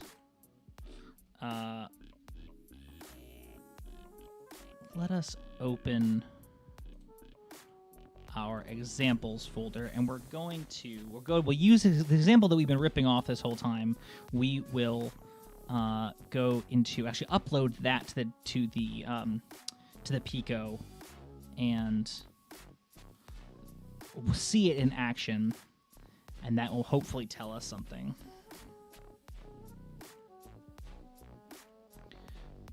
All right, so we will load the DMA channel example, and the examples, DMA, channel IRQ,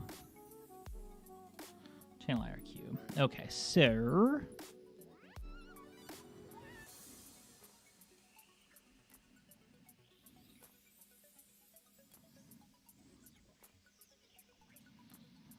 it's going to have compiled very strangely.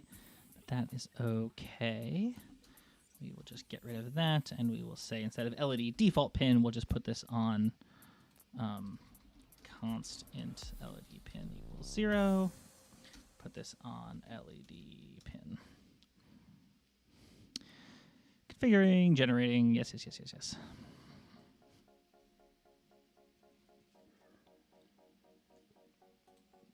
I I only really want to rebuild DMA channel IRQ.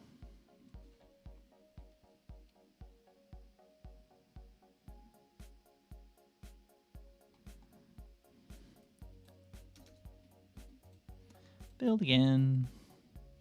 Build, remove the typos, then build the whole thing again. And we did. Okay, so.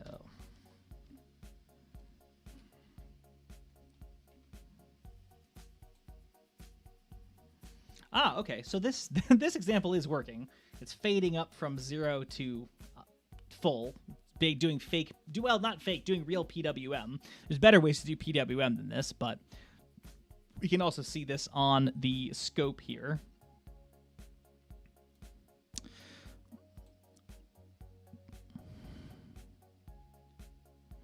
So what is this code doing that my code is not?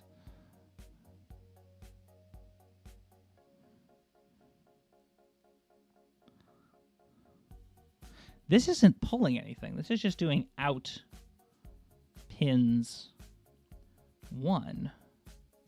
That's interesting. Okay. Let's reopen our... Chris asks a really good question. Is there a terminal window you can print to, like with Arduino? There is, if you have that that additional debugging interface set up. That's essentially how you get your like serial terminal to come back to you. I sadly do not have that set up yet. That maybe would have been a good thing to do, huh? It certainly would help. That also provides for like actual like debugging, like putting breakpoints, I think, in your code, which would also be quite helpful.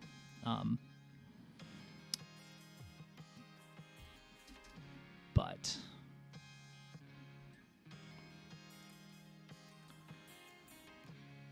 let's rebuild. Right, I need to reopen not my individual project, but the whole projects folder. And then build DMX-PIO.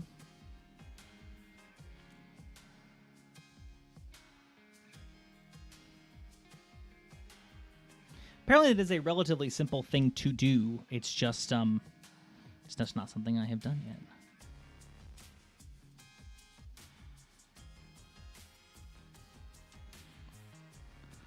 Linking built. Okay, so this is the same bit of code I was running before with one small change in that that PIO program.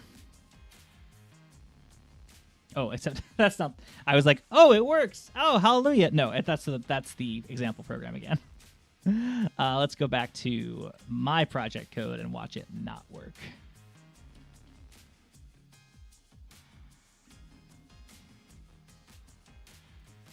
Pico projects, build, DMX-PIO, UF2, load. Oh, I had something for but a moment.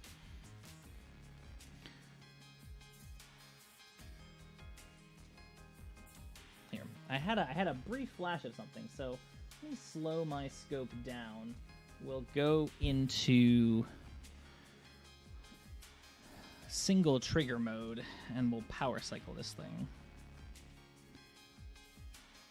What we have is a power glitch, which is not super. There was like a square wavy looking thing there for a second. Let's see. Let's just slow this down one more time. Oh, I gotta reset my.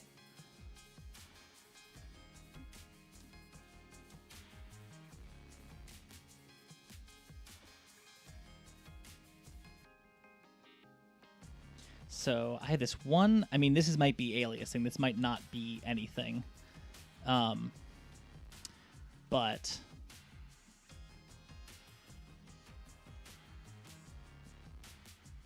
channel 1 in time, just to see if this maybe needs anything. That was approximately a 0.132 millisecond high pulse. That doesn't mean anything to me. It's not some specific multiple of the clock frequency or anything.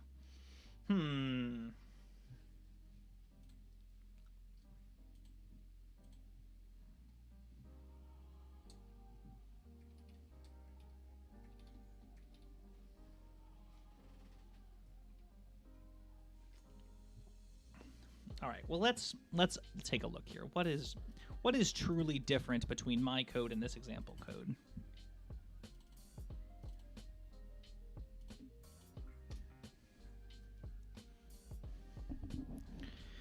Clock speed, sure. Repeat count, lots.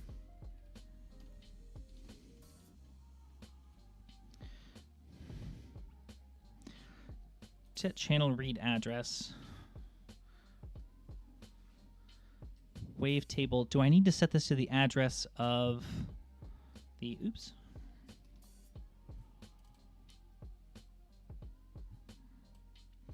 Of the first member of that? That doesn't make a whole lot of sense to me. But I'll try it. They should be the same, but I'll try it. Let's build that. And re-upload.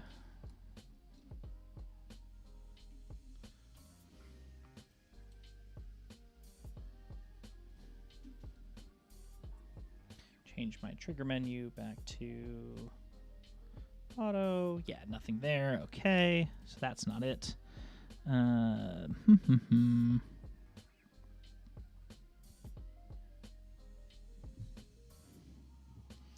Let's see here. Claim on each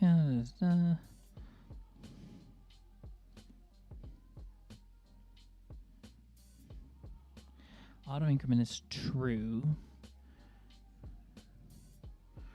Repeat count. Set IRQ 0. Enable DMA channels true. Configure the processor run DMA handler when DMA IRQ 0 is asserted. DMA IRQ 0 and DMA is asserted. Use has enabled true. Call the handler once.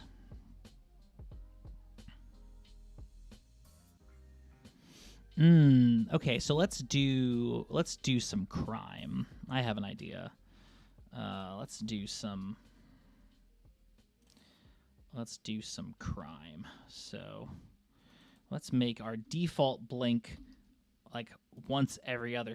Let's do once a second, and then in our DMA, in our interrupt handler, this is bad. It can be very bad code, but this will allow us to see if this handler is getting called at all. We'll say for int I equals 0, I is less than 10, I plus plus.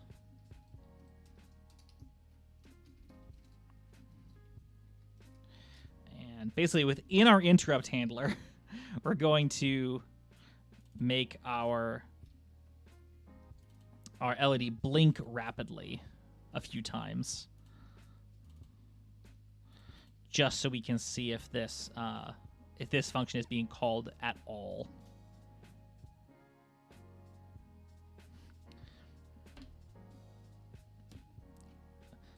This is, like I say, very bad code.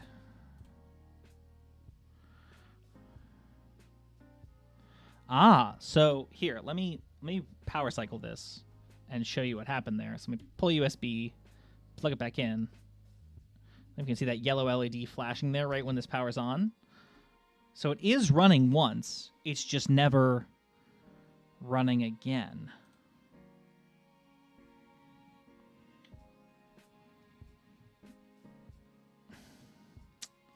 Which is a real shame.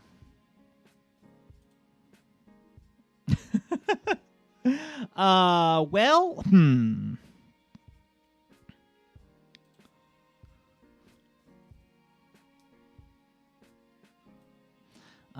SM set out shift. SM config set out shift. What are you? Set out shift. Let's explore that function.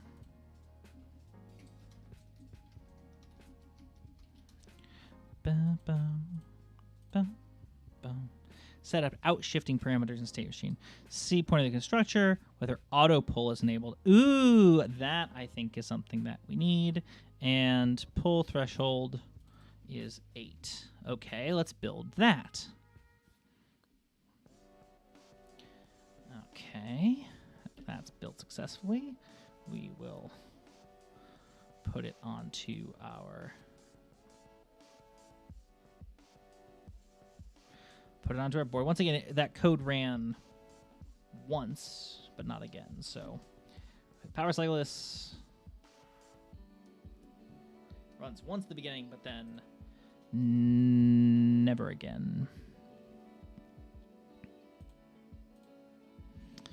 FIFO join, I don't really need. Set out pins. Set pins? Set out pins. Oh, interesting. The set pins and the shift out pins, I believe, are a different setting. That could be it. Learning a lot. Still only running once.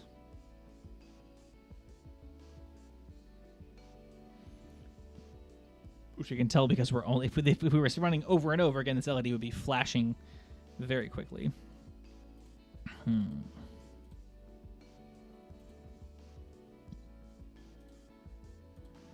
let's put these two things side by side.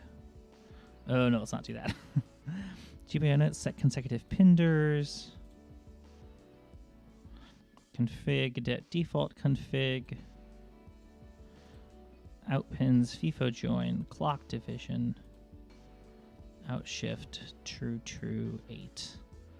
SM, I'll set enabled, true. PIO, I guess we could do PIO SM true. That shouldn't make a difference. So why are these IRQs not getting called? DMA handler.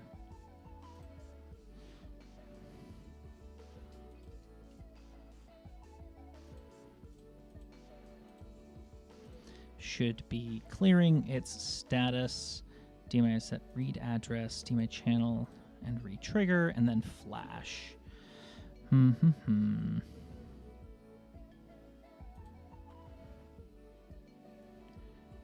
BIO serializer program init. Channel configure.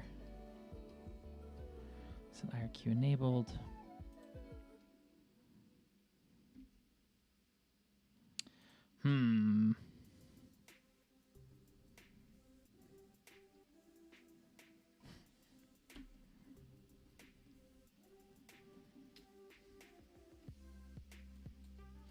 Well, what the gives? Yeah, it's only running once. What the heck? Why would it do that?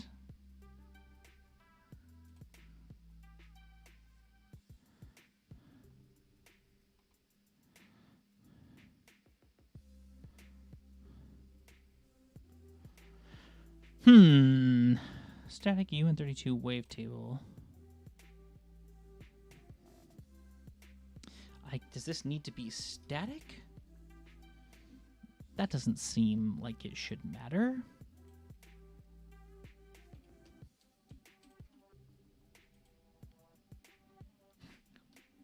I would be shocked if that mattered. But I would be shocked if this worked at this point. So I'd be delighted to be shocked. No, it is not working that way.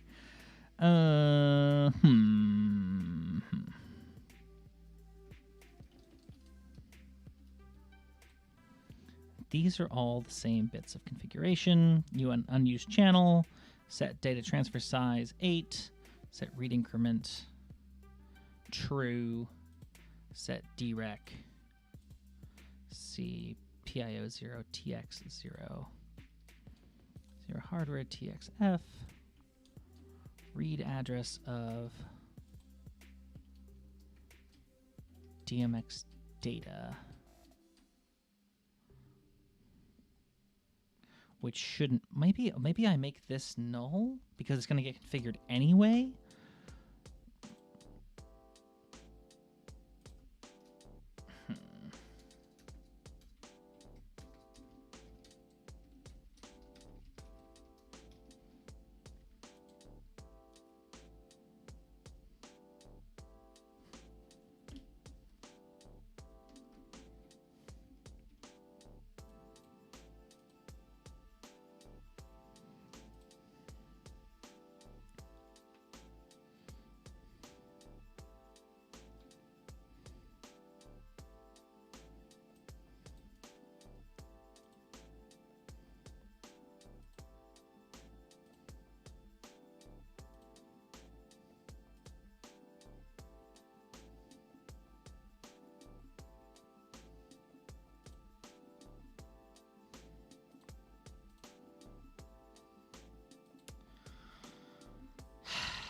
Well, nuts. Okay, let's come at this the other way around. Let us rename this file we've been working with. Let us copy this example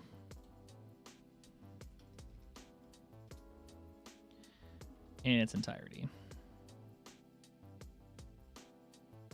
And I'll have to make a few changes to make it work right.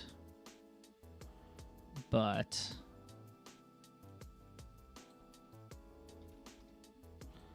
again, this is just our renaming process. DMX, PIO,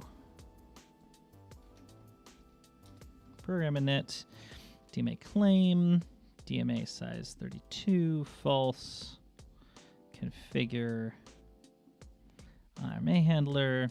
Let's try building this again. Oops. POC on line 58, we have an error.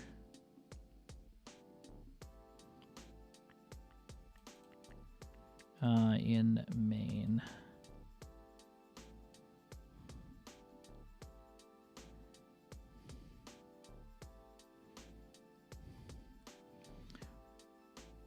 Which probably means I have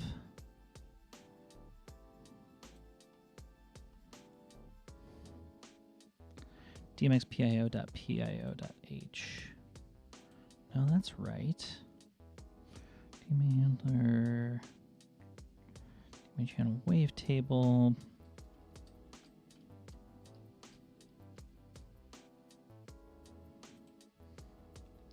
How did I set up my offset here?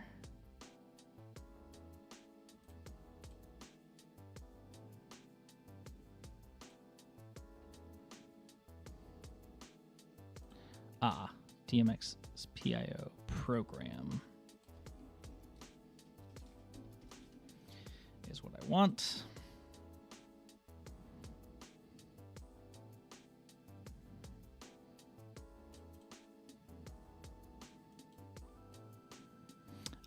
And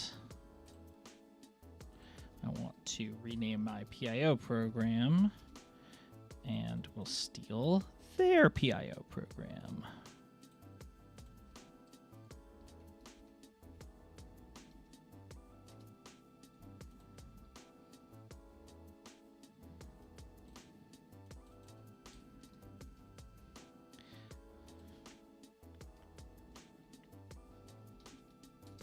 DMX PIO program init. And build.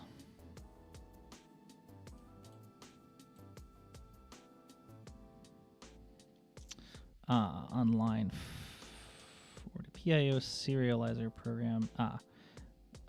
This is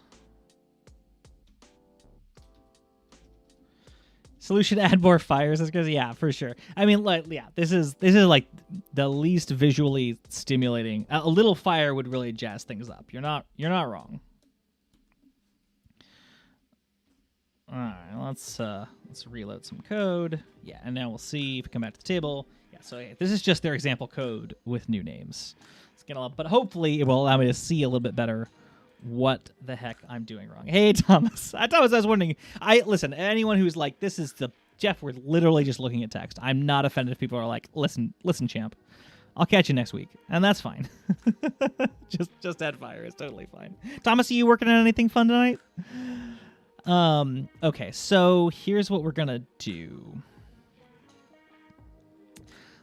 Now that we have a working example, I can see it on the scope that it's working, which is all very exciting.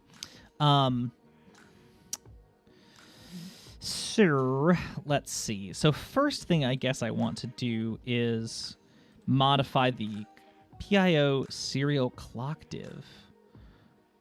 Where is that defined? Go to definition. Okay. 10F. So let's just increase that. So this should run very much slower. And that maybe will let us see things a little bit more clearly.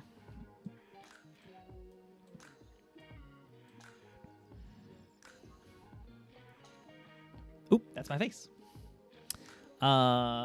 Let's see. Let's speed this up some. That's kind of a fun view. You can see it going from low to high there.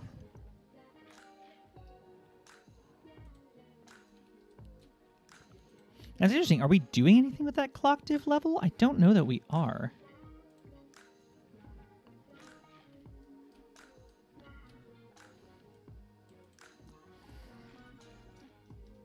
Set clock div, clock div.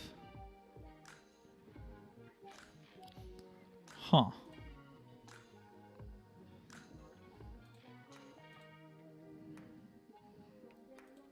Okay, so I guess, let's see. Oh, Thomas says, doing some dishes, much fun. Following along, just needs something more processing power because of all the timing problems of running into with my mover. Oh, yeah, so yeah, this might be, listen, I am also doing my best to follow along at this point. So let's see. 2 steppers, 3 LED channels, and ArtNet. Yeah, that is pushing the bounds of I thought it would exceed the bounds of what I would expect from a little 18 mega 32.8. That's pretty good. Let's see here.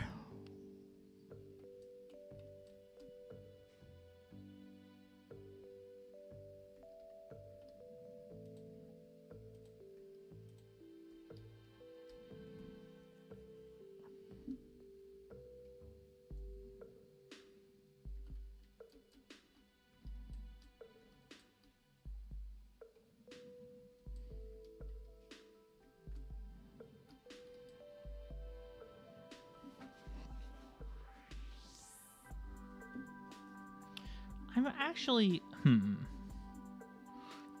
Thomas probably could make it work if I was very clever, but no idea how any of the library works. Just started its way through movements and flickers a lot. Yeah, that rings a bell.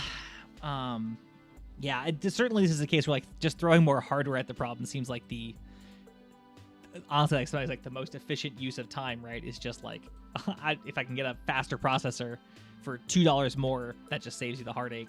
I'm a huge fan.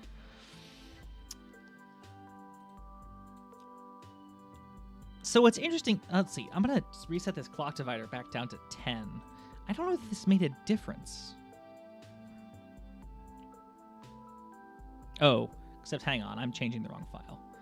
I wanted to change this file. That's why it didn't make a difference, because I was changing the file that was not compiling. That would, in fact, do it. Let's re-upload our code here. And now when we go to the scope, we should see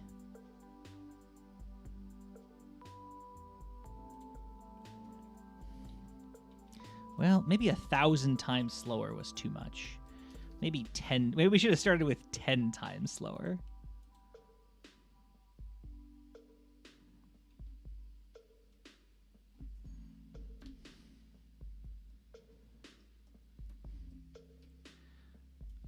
Let's try 10 times slower.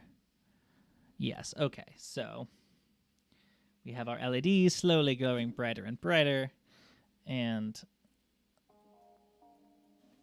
back on our scope, we can see our LEDs, our PWM level slowly going from 0 to full.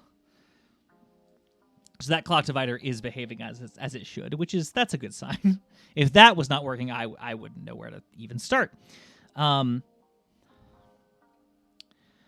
So let's mess around with this DMA handler table. So first of all, let's, instead of having it generate this table of values each time, let's say static uint 8_t DMX data 512. And then in my main method, I will say for int I equals 0, I is less than 512, I plus plus. DMX data, I equals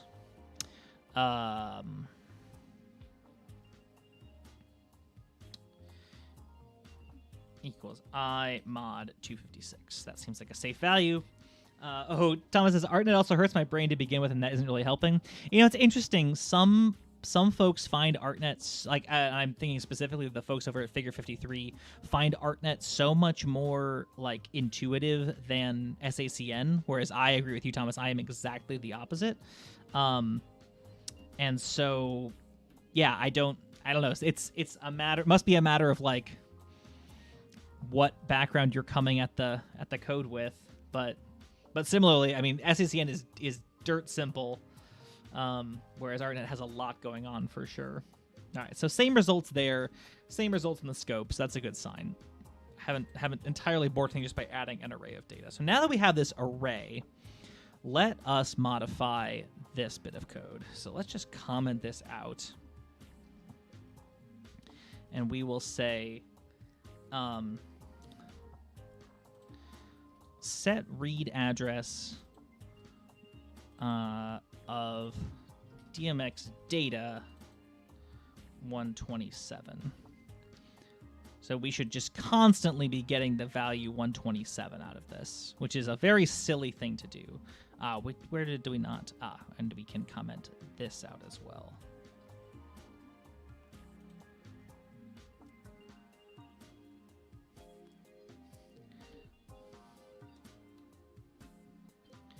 All right, let's upload that, and hopefully we should just see, yes, just the constant value, well, more or less constant value, 127.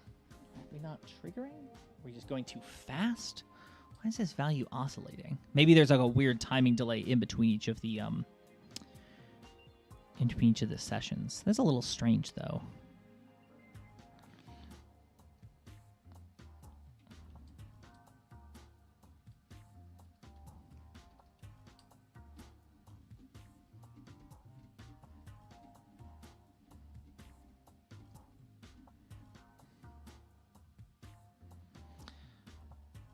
All right, so if I set value to 0 and set auto increment to true and transfer count to 512 and slow it down even more so we can really see what's going on. Oh yeah, to always go back to old-fashioned DMX. Yes, that. Listen, that's you just start stripping away levels of abstraction, right? Like, gotta take it back down to the hardware. All right, let's see what's going on here.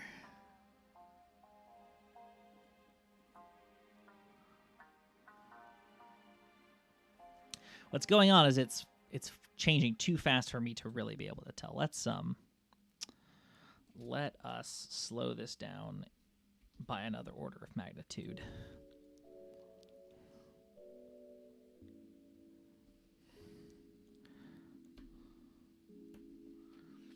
All right, let us re-upload, back to the scope. This would be the case where the logic analyzer actually really would be the right tool. Although it does sort of seem like, actually, you know what? Let's slow this down one more order of magnitude. We'll be approaching the slowest clock speed that our Pico can go, but that rather that the PIOs can go on the Pico. But we will slow this way the heck down. And actually, let's single shot this. And we'll zoom in.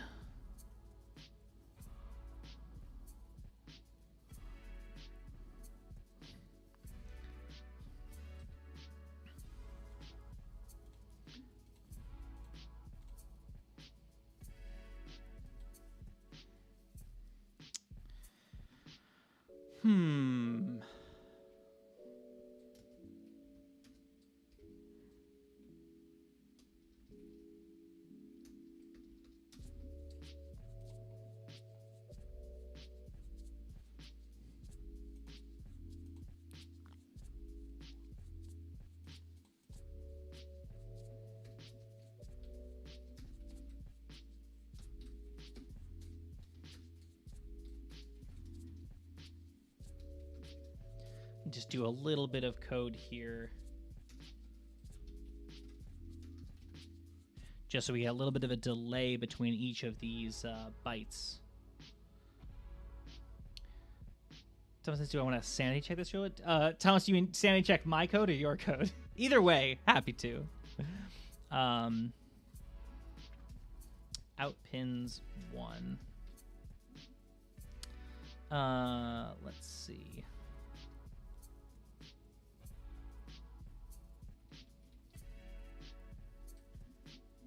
Let me see what our delay.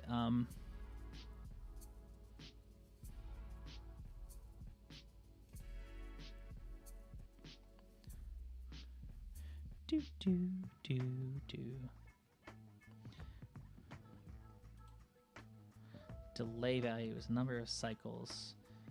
Let's do 16 cycles of delay. Let's do 15 cycles of delay.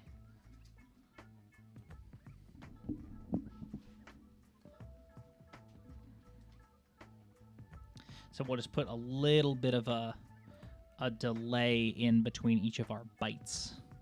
Oops.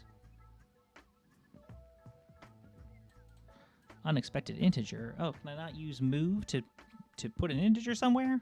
Oh, maybe it's set. Yes.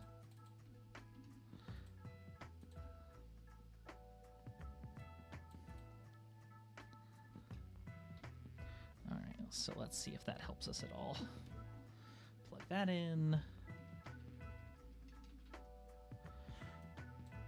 Reload the code. Let's put our trigger back to auto. There we go. Okay, so let's put this in single. And if we hit run stop, we can see some adjacent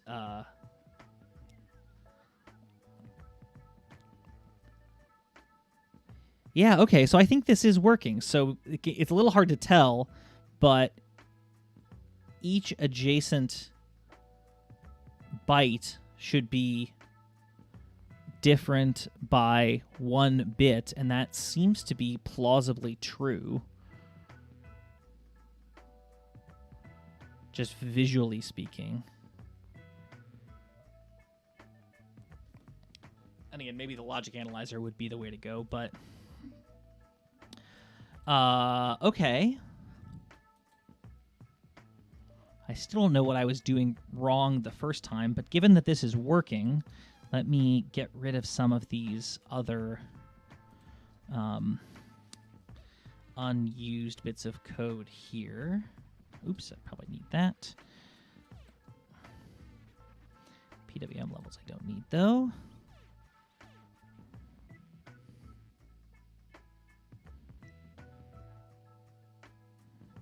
And let's put back in our flashing blinking LED, const int LED pin equals 6.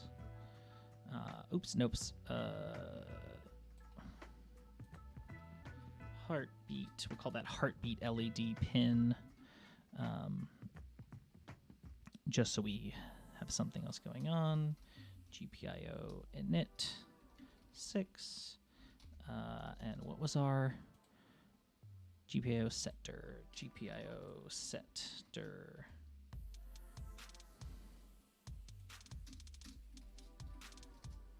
Heartbeat pin. Heartbeat pin. GPIO out.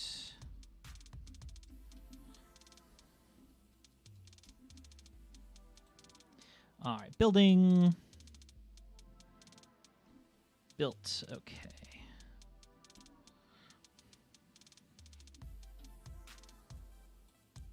Uploading, running, and if we go back to our scope and run through a few triggers,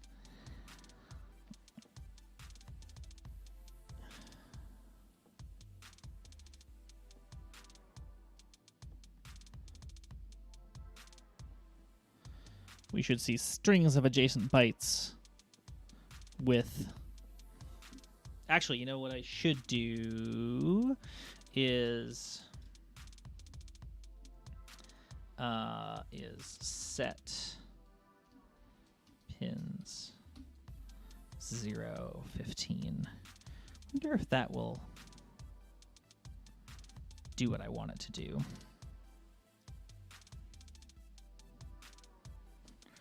I don't know if I can set a pin if I haven't defined it as a set pin. Probably not.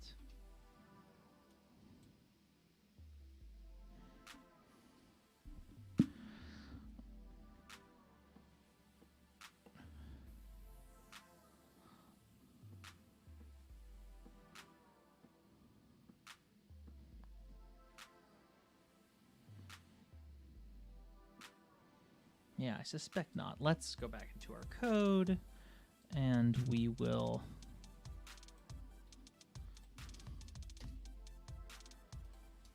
make sure that set pin is configured correctly.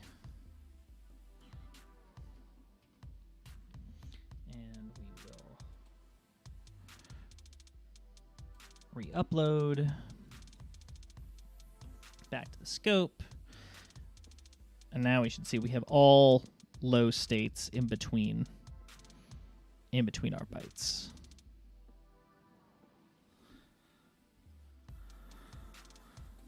Okay, well, that's good. So now it's just a matter of formatting that data to be DMX, which I'll be honest, it's 9:15, and that's about all of the brain power I think I have for tonight. So I think probably that we ultimately managed to replicate the example, but we learned a lot about how the programmable IOs work and DMA.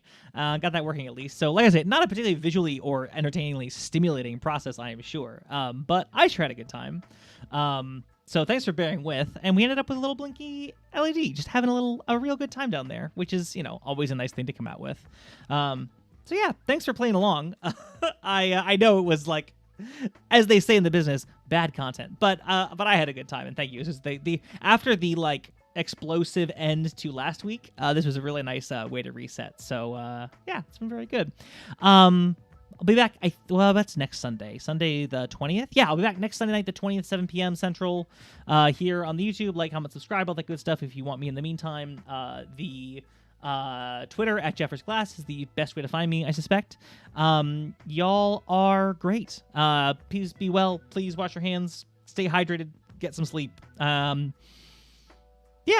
Oh, what a weird night. It's like I feel like I made good progress and ultimately got. It's like I feel like we tuned up a very good engine just to drive down the driveway, but we couldn't even drive down the driveway before. So I feel like sitting down here at the bottom of the driveway, looking back up, and like that's didn't get very far. But we got somewhere. So that's all very good. Well, have a great night, y'all. Thank you very much, and I will see you next week.